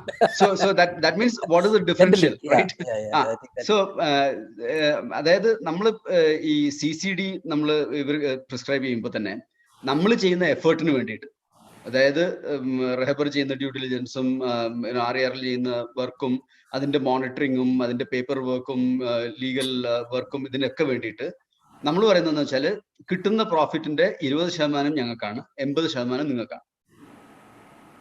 Okay. Okay. So 20% RERL and Rehbar will keep, out of which some part of it goes to the reserve. So actually RERL gets even lesser than that. Understood. Okay. But that is the money from which we this thing. And also sometimes when the profit is low, we decide to take less than 20% and give 85% or 90% to the investors, and we take only 15 or 10%. But as per the CCD agreement, we are entitled to take 20% of the profit for our business running. Right. And that's how we make. And RFC also collects fees from the from the businesses that they fund. So when a business approaches us, depending on the tenure, we take from 1.5% of the funding amount up to 2.5% of the funding amount. Okay. So I think there's a couple of very interesting questions, Apo, and I'm just trying to fit all of them. So one question is related to, if I have a need, how do I approach Rehbar, with that need itself? Apo, Amjad, can you answer that, because you've been a user, right? So how do you? Excuse me. Okay, the question കേട്ടോ? ഇല്ല, just ഇല്ല. Okay, so I have a need, ഒരു business need ഇപ്പൊ എനിക്കുണ്ട്, right? So and I need some funds. So how do I do this whole process on Rehbarനായിട്ട് ചെയ്തിട്ട്? Okay. Actually Rehbar ആദ്യം ചെയ്തത് due diligence ആണ്. So they have a team. They came here. ഞങ്ങളെ കുറിച്ച്, ഞങ്ങളുടെ previous customers, completed projects, അവരുടെ കമ്പനികളുടെ managing directors നേരിട്ട് സംസാരിച്ചു. അല്ല, സോറി, അപ്പൊ ഞാൻ സോറി ടു കട്ട്. അപ്പൊ ഞാൻ ഫസ്റ്റ് സ്റ്റെപ്പ് നിങ്ങൾ എങ്ങനെ അവരെ അപ്രോച്ച് ചെയ്തു, പിന്നെ അവിടുന്ന് എന്തായിരുന്നുള്ളതെന്ന്? എനിക്ക് റെഹബാറിന്റെ റെഫറൻസ് കിട്ടിയത് ഞാൻ പറഞ്ഞു റഹീം സാർ വഴിയാണ്. പഴയ കിംസിന്റെ ഡയറക്ടർ ആയിരുന്നു, ഈസി ടു റെഹബാർ ഓൾസോ. അപ്പൊ അദ്ദേഹം വഴിയാണ് എനിക്ക് റെഫറൻസ് കിട്ടിയത്. So we contacted dum. So they Sean me the process. അതായത് ഇപ്പോൾ ഡ്യൂ ഡിലിജൻസ് ഉണ്ട്, ഫസ്റ്റ് സ്റ്റേജ്, അതാണ് ആദ്യം കംപ്ലീറ്റ് ചെയ്യേണ്ടതെന്ന് പറഞ്ഞു. അങ്ങനെ ഞങ്ങൾ ഡ്യൂ ഡിലിജൻസിന് വേണ്ടിയിട്ടുള്ള കാര്യങ്ങൾ ചെയ്തു. ആഫ്റ്റർ കംപ്ലീറ്റിംഗ് ഡ്യൂ ഡിലിജൻസ് ആണ് നമ്മൾ പ്രൊജക്ട്സിന്റെ റിപ്പോർട്ടുകളും ബാക്കിയുള്ള കാര്യങ്ങളും എല്ലാം, അതിന്റെ ഫീസിബിലിറ്റി, ഞങ്ങളൊരു കൺസൾട്ടന്റിനെ അപ്പോയിന്റ് ചെയ്തതിന് വേണ്ടിയിട്ട്, ഒരു ഫിനാൻഷ്യൽ കൺസൾട്ടന്റിനെ. അവരാണ് ഇതിനുള്ള റിപ്പോർട്ടിങ്ങും കാര്യങ്ങളും എല്ലാവരും പ്രൊജക്ട് കംപ്ലീറ്റ് ചെയ്യും വരെ, ക്ലോസിംഗ് ഡീൽ വരെ ആ കൺസൾട്ടന്റ് ആണ് മന്ത്ലി ഓർ ക്വാർട്ടർലി റിപ്പോർട്ട്, അത് ഡിപ്പെൻസ്, അത് ഞങ്ങൾക്കും റെഹബാറിനും അയച്ചു കൊടുക്കുകയും ചെയ്യും. എന്നിട്ട് അതിൻ്റെ അകത്താണ് ദർ ഇസ് എനി ക്വറീസ്, അത് അവർ ക്ലിയർ ചെയ്യേണ്ട അവർ ക്ലിയർ ചെയ്യും, നമ്മൾ ക്ലിയർ ചെയ്യേണ്ടെങ്കിൽ നമ്മൾ ക്ലിയർ ചെയ്യും. അങ്ങനെ അവരാണ് അത് ക്ലോസ് ചെയ്യുന്നത്. Some of the other things that we ask for are 3 years financial statements. Maybe last year can be provisional, before that 2 years audited financial statements, and 1 year bank statements, GST filings, all of those things would need to be shared with us. Right. So as again a company that has used Rehbar for funding, ഞങ്ങളൊരു experience എന്താണെന്ന് വെച്ചാൽ, I think the best thing that we found in them is, one is their understanding. That's the first question. Okay, so അവർക്ക് മനസ്സിലാവും എന്താന്നുള്ളത്. Project പറഞ്ഞു കഴിഞ്ഞാൽ, they are interested to understand that they study the feasibility quickly. പിന്നെ it's very open. എന്ന് വെച്ചാൽ there's nothing to hide. Okay, അവർ ചോദിക്കുന്നു, നമ്മൾ കൊടുക്കുന്നു, അവർ evaluate ചെയ്യുന്നു, they tell us what is required. Everything is very, very open. Transparency. How much they charge, they tell you what is the cost, they tell you about it, എല്ലാം പറയും. So the whole process is I think very transparent, very open, very fair. ഞങ്ങൾക്ക് അങ്ങനെ തോന്നിയിരിക്കുന്നത്. So we've taken their assistance in multiple projects, and inshallah we will take more also, inshallah. God willing, right? So so one question, very interesting question, is how do I identify Ponzi schemes? അപ്പോൾ ഷെരീഫ് സാബ്, നിങ്ങളാണ് ഈ Ponzi schemes കുറിച്ച് പറഞ്ഞത്, നിങ്ങൾ answer ചെയ്യുക അതിനെ കുറിച്ച്. ഇത് വളരെ വളരെ എളുപ്പത്തിൽ മനസ്സിലാകുന്ന കാര്യങ്ങളാണ്. പക്ഷെ നമ്മുടെ മനുഷ്യന്മാരുടെ ഒരു ഇതുണ്ട്, നമുക്ക് എപ്പോഴും ഒരു അത്യാഗ്രഹമുണ്ട്. ഓക്കെ, ആ അത്യാഗ്രഹമാണ് നമ്മൾ പലതിലും നമ്മളെ ഈ കുഴപ്പങ്ങളിലൊക്കെ കൊണ്ടിടുന്നത്. അപ്പൊ സാധാരണഗതിയിൽ നമ്മളെ ഇന്ത്യൻ എക്കോണമി വളരുന്നത് വർഷത്തിൽ ഒരു 10% അല്ലെങ്കിൽ ഒരു 12%. ഇപ്പൊ GDP അതിനേക്കാളും കുറവാണ്. GDP ഗ്രോത്ത് ഇപ്പോഴത്തെ പ്രൊജക്ഷൻ അനുസരിച്ച് ചിലപ്പോൾ നെഗറ്റീവ് ആയിരിക്കാം ഈ കോവിഡിന്റെ കാലത്ത്. പക്ഷെ ഇതിനു മുമ്പത്തെ ഹിസ്റ്ററി എടുക്കാന്നുണ്ടെങ്കിൽ തന്നെ 8%, 10% ആ ഒരു ഇതിലാണ് നമ്മൾ ഇത് ഗ്രോ ചെയ്യുന്നത്.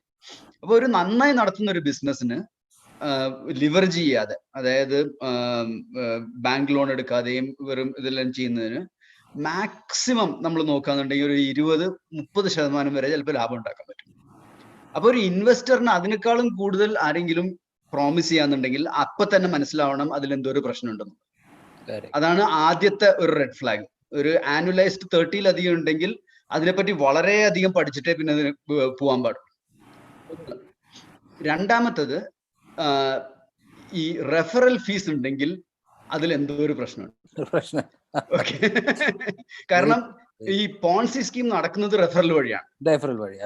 നിങ്ങൾ 2 മാസം ലാഭം ഉണ്ടാക്കി, അപ്പൊ നിങ്ങൾ വേറെ ആരെ കൊണ്ടുവന്നു കഴിഞ്ഞാൽ ഇതിനേക്കാളും കൂടുതൽ ലാഭം തരും. അപ്പൊ ആ കിട്ടുന്ന പൈസയിൽ നിന്നാണ് ഇപ്പൊ 3-ാമത്തെ മാസത്തിൽ ലാഭം കൊടുക്കുന്നത്. ഓക്കെ, ഈ ഒരു രീതിയിലാണ് പോൺസി സ്കീം എപ്പോഴും നടക്കുക. അപ്പൊ ആ ഇതിലാണ് നമുക്ക് മനസ്സിലാക്കാൻ പറ്റുന്നത്. പിന്നെ പൊതുവിൽ കൂടുതൽ നമ്മൾ റെഹബറിനെ പറ്റി സംസാരിക്കുമ്പോൾ നമ്മൾ കൂടുതൽ പറയുന്നത് നമ്മളെ പ്രൊഫഷണലിസത്തിനെ പറ്റിയും നമ്മുടെ പ്രോസസ്സിനെ പറ്റിയാണ്. മറ്റേത് ഹലാൽ ഹറാം, ഞാൻ പറഞ്ഞില്ലേ, ഞാൻ ഈ ആട് ഫാമിങ്ങും തേക്ക് ഇതൊക്കെ ആദ്യം കേൾക്കുന്നത് ഞാൻ കോളേജിലുള്ള സമയത്താണ്.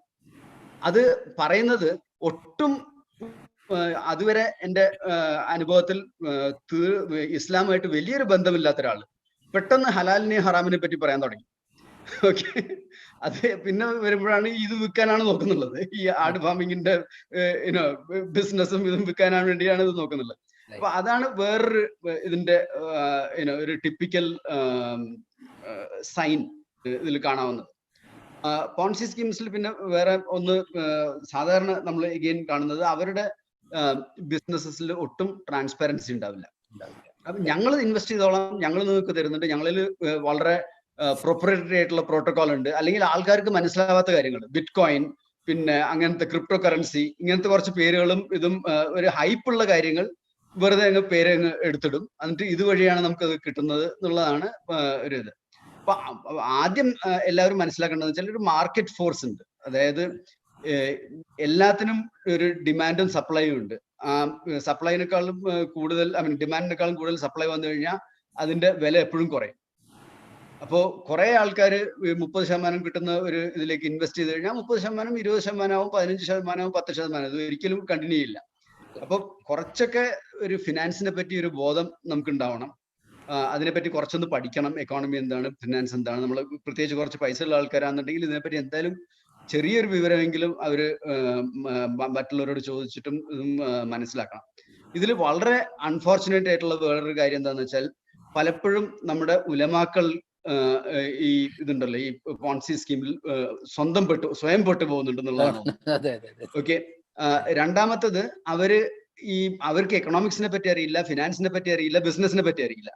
പക്ഷെ ഹലാലിന്റെയും ഹറാമിന്റെയും ഫത്വ കൊടുക്കും. കാരണം ഇവര് പറഞ്ഞത് ഇന്നതാണ്, ആ പറഞ്ഞതനുസരിച്ചിട്ട് അത് ഹലാലാണ് എന്നുള്ളതാണ് അവരുടെ ഒരു ഇത്. അപ്പൊ അത് നമ്മൾ വളരെ കെയർഫുൾ ആയിരിക്കണം. ഏതെങ്കിലും ഒരു ആലിം ഇതിനൊരു ഫത്വ കൊടുത്തു ഇത് ഹലാലാണെന്നുള്ള ഇത് പറഞ്ഞിട്ട് നമ്മൾ ഒരിക്കലും ഇൻവെസ്റ്റ് ചെയ്യരുത്. ഇതൊരു ബിസിനസ്, നമ്മളെ പൈസ നമ്മൾ പഠിച്ചോണ്ട് നിന്ന് കിട്ടിയൊരു അമാനത്താണ്. അത് നല്ല രീതിയിൽ ഉപയോഗിക്കുക. അത് നമ്മൾ ഇങ്ങനെയുള്ള കാര്യങ്ങളിൽ വെച്ച് വെറുതെ പൈസ കളയരുത് എന്നുള്ളതാണ് എൻ്റെ ഒരു. വേറെ ആർക്കെങ്കിലും എന്തെങ്കിലും പറയാനുണ്ടെങ്കിൽ അവർക്ക് ഒരു ചാൻസ് കൊടുത്തേ. Anything to add on this one, ഈ പോൺസി സ്കീമിനെ കുറിച്ച്. കാരണം നിങ്ങൾ ടച്ച് ചെയ്തൊരു പോയിന്റ് വളരെ ഇമ്പോർട്ടൻറ്റ് പോയിന്റ് ആണ്. വെച്ചാൽ ഗ്രീഡ്, എല്ലാ മനുഷ്യന്മാർക്കുള്ളൊരു സാധനം അത്. ഒരിക്കലും once you see big return, then when 1 grows to 10, you want that 10 to grow to 100 immediately. അപ്പോൾ അതൊരു വീക്ക്നെസ് ആണ്. Anybody wants to add anything else? Abdul Latheef Sahab, നിങ്ങൾ വല്ലതും പറയണോ അതിനെക്കുറിച്ച്? കേൾക്കുന്നുണ്ടോ? Probably he's not there. Okay, so ഇനിയൊരു ക്വസ്റ്റ്യൻ ഉണ്ടായിരുന്നത്, ഇൻട്രസ്റ്റിംഗ് വൺ. ഇപ്പോൾ how do you fund a startup? കാരണം സ്റ്റാർട്ടപ്പിൽ does not have a history. അപ്പോൾ നിങ്ങൾ അത് ചെയ്യാറുണ്ടോ? And what will be the kind of process that you will go through? So like I said, we look at 3 years financial history before we can fund things. So if it's like a business I started yesterday, obviously we will not be able to fund that. But if it has some track record, maybe even if it's not 3 years, 2 years, 1.5 years, and we feel it's a safe business, because that is the primary criteria, that it should have consistent, it should be able to pay consistently what we expect, then we can look at it. But in terms of, we're not a venture capital fund or a angel fund where we can take risks and invest in startups. And that's not the type of investors that we have also. So, yeah. Of course, Mount Judy Ventures, you've already heard about them. They are they are also don't fund, less than 1 year old companies. But then if you're a 2-year company, 3-year company with good revenue, you can consider that option. Excellent. Okay. Right. So, yes, I think we have about 5 minutes left. 1.5 hours on a vechirunnu, so another 5 minutes left.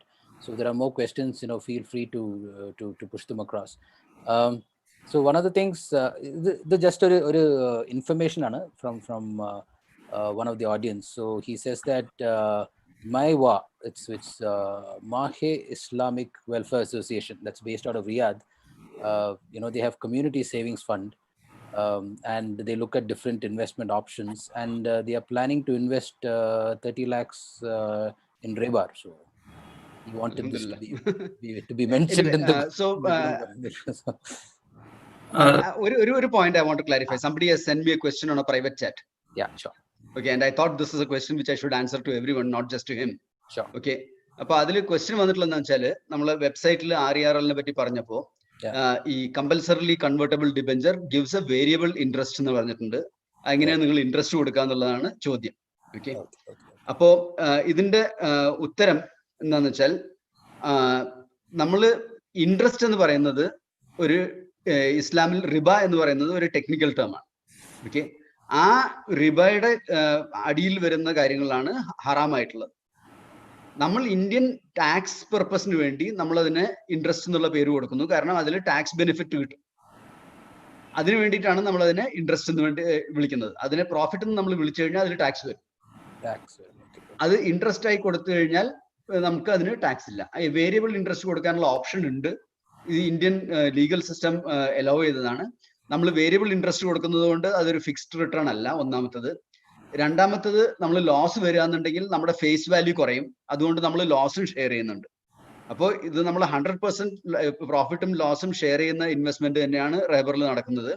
പക്ഷെ നമ്മൾ tax ബെനിഫിറ്റിന് വേണ്ടി അതിനെ classify ചെയ്യുമ്പോൾ അതിന്റെ head, accounting ഹെഡിൽ നമ്മളത് interest എന്ന് വിളിക്കുന്നതേ ഉള്ളൂ. ആ പേര് കൊണ്ട് അത് ഹറാമാവുന്നില്ല. അതിന്റെ സത്ത എന്താണ്, അത് എങ്ങനെയാണ് അത് കണക്ക് കൂട്ടുന്നത്, എന്ത് രീതിയിലാണ് അത് ചെയ്യുന്നത് എന്നുള്ളത് വെച്ചിട്ടാണ് അത് ഹലാലോ ഹറാമോ. അപ്പൊ നിങ്ങൾ ഈ ഇൻട്രസ്റ്റ് എന്ന ഡോക്യുമെന്റേഷനിൽ എഴുതുന്നത് പ്യോർലി ഫോർ ഇപ്പൊ നമ്മൾ ഒരു ലീഗാലിറ്റിക്ക് വേണ്ടിയിട്ടാണോ? കോൺട്രാക്ച്വൽ ആയിട്ട് എഴുതുമ്പോൾ ജസ്റ്റ് അതാണോ നിങ്ങൾ ഉദ്ദേശിക്കുന്നത്? അതെ, അത് ലീഗാലിറ്റി എന്ന് പറഞ്ഞാൽ പ്രോഫിറ്റ് എന്ന് എഴുതിയാൽ ലീഗൽ ആവും, പക്ഷെ അതിൽ ടാക്സേഷൻ, ഡബിൾ ടാക്സേഷൻ വരും. അപ്പോൾ കൊടുക്കുമ്പോൾ നമുക്ക് അതിന് ഡബിൾ ടാക്സേഷൻ വരുന്നില്ല. Understood. Okay, so I think there was one question about 100% tax deduction is ningal paranju, so I think this explains that. I think it's the same answer. That might be a different issue. So that you have equity linked saving schemes where you can claim tax deduction. This is not that. We're talking about the investee business. If they show an expense in their profit and loss as interest, then they don't have to pay income tax on that. This is different from the tax deduction investments which people do. Some people had asked for my mobile number. I've put it in the chat. You can take it from there. Yes, you put it there. Okay. So maybe just one or two more questions. So one question that was raised is the RBI jurisdiction, does Rebar fall? For example, SEBI and RBI, does it actually fall under that, or it's not really fall under that? No, because we are not doing a pure finance activity. Operating lease is a non-financial activity.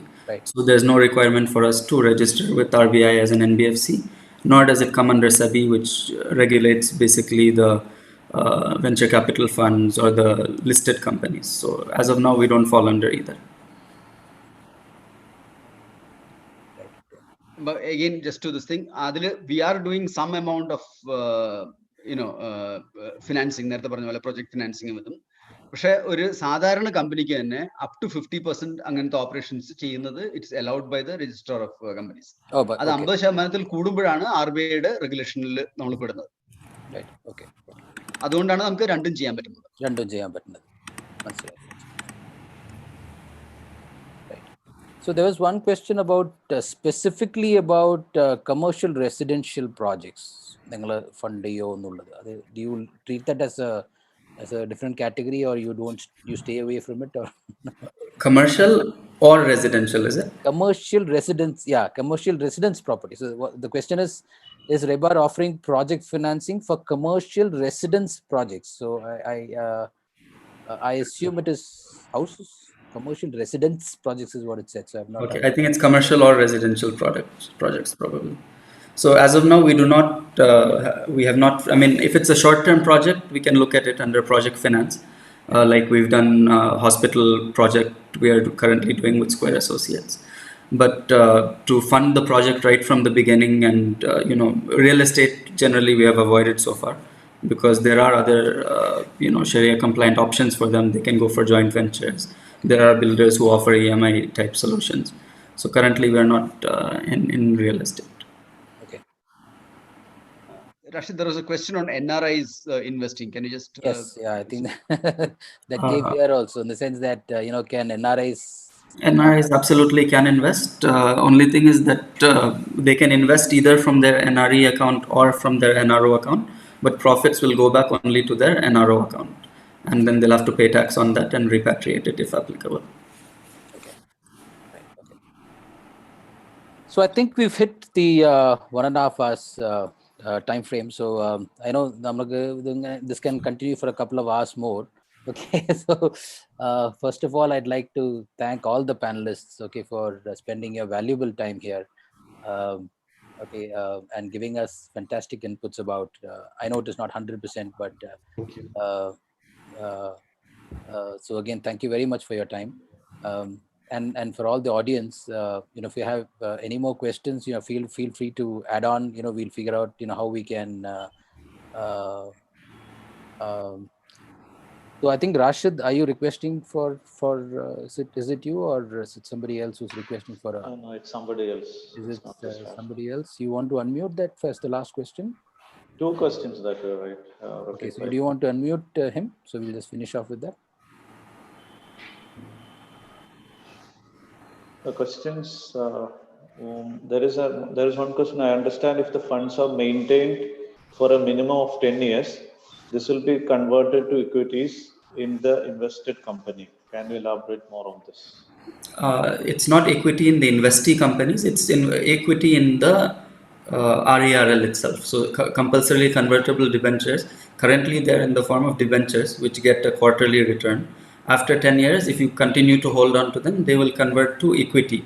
The only change will be that instead of quarterly dividends, you will get annual dividends, and the rate of dividend might also differ depending on the situation at that time, and the tax reserves, other factors. You always have the option of exiting before it converts and then reinvesting in a fresh debenture, which will then again have another 10-year tenure. So Majid Bhai, can you please unmute? Hello, can you hear me? Yes, please. Yes. My name is Abdul Rashid. I have invested in RERL a couple of times, 2 times. And Alhamdulillah, I'm getting proper returns quarterly. I'm very happy, Alhamdulillah. I am introduced to Rahbar through Brother Abdul Latif. We were colleagues in Bin Laden in Saudi, and we were also part of Kerala Engineers Forum in Jeddah. And I am currently the president of Kerala Engineers Forum Jeddah.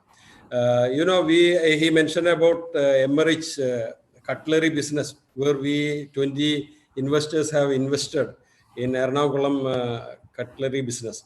Unfortunately, due to this pandemic situation, it's not going on well. But our concern is that, Rahbar is not directly doing that business, but they recommended us, and we came into that business through Rahbar only. We didn't know the Emmerich. But now the problem is the reports received. First of all, it is not received regularly. We have to remind every time, even if there is profit, loss, or no business, we believe that they should give us a proper report, which is not coming. And the reports coming, we found many errors in that. And they are manipulating, we feel that they are manipulating the reports and adjusting the previous reports, figures, etc. So my request to Mr. Sharif, we are coordinating with Rashid very well. My request to Mr. Sharif is that if you can please involve the whole Rahbar team into this and correct the situation and give us, some confidence and move forward. We believe in these ethical things and we are ready to accept loss, but we cannot go ahead in this current situation with improper reports. Can you please check this and help us? And I need you to acknowledge this question, please. Yeah, because it was not a direct Rahbar investment, I don't have too much of knowledge on this. I will, after this call, I will get back. I will find out more about it and then, get back to you, inshallah.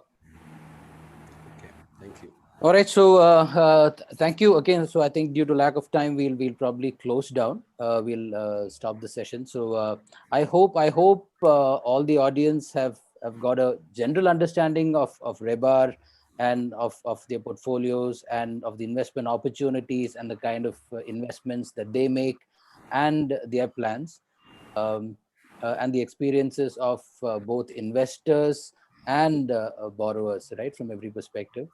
So may the Almighty accept this whole session as something that we are using to enhance our iman, and may all of us, and may He guide all of us to continue on the straight path. And once again, thank you very much for your time. Audience, please ensure that you fill in the feedback forms, and then feedback forms again, please ensure that you have your contact numbers and your email addresses. Any more questions, or if you want the deck that Rahbar has shared here, please feel free to write to us, and other share it. Jazakallah khaira, and thank you very much.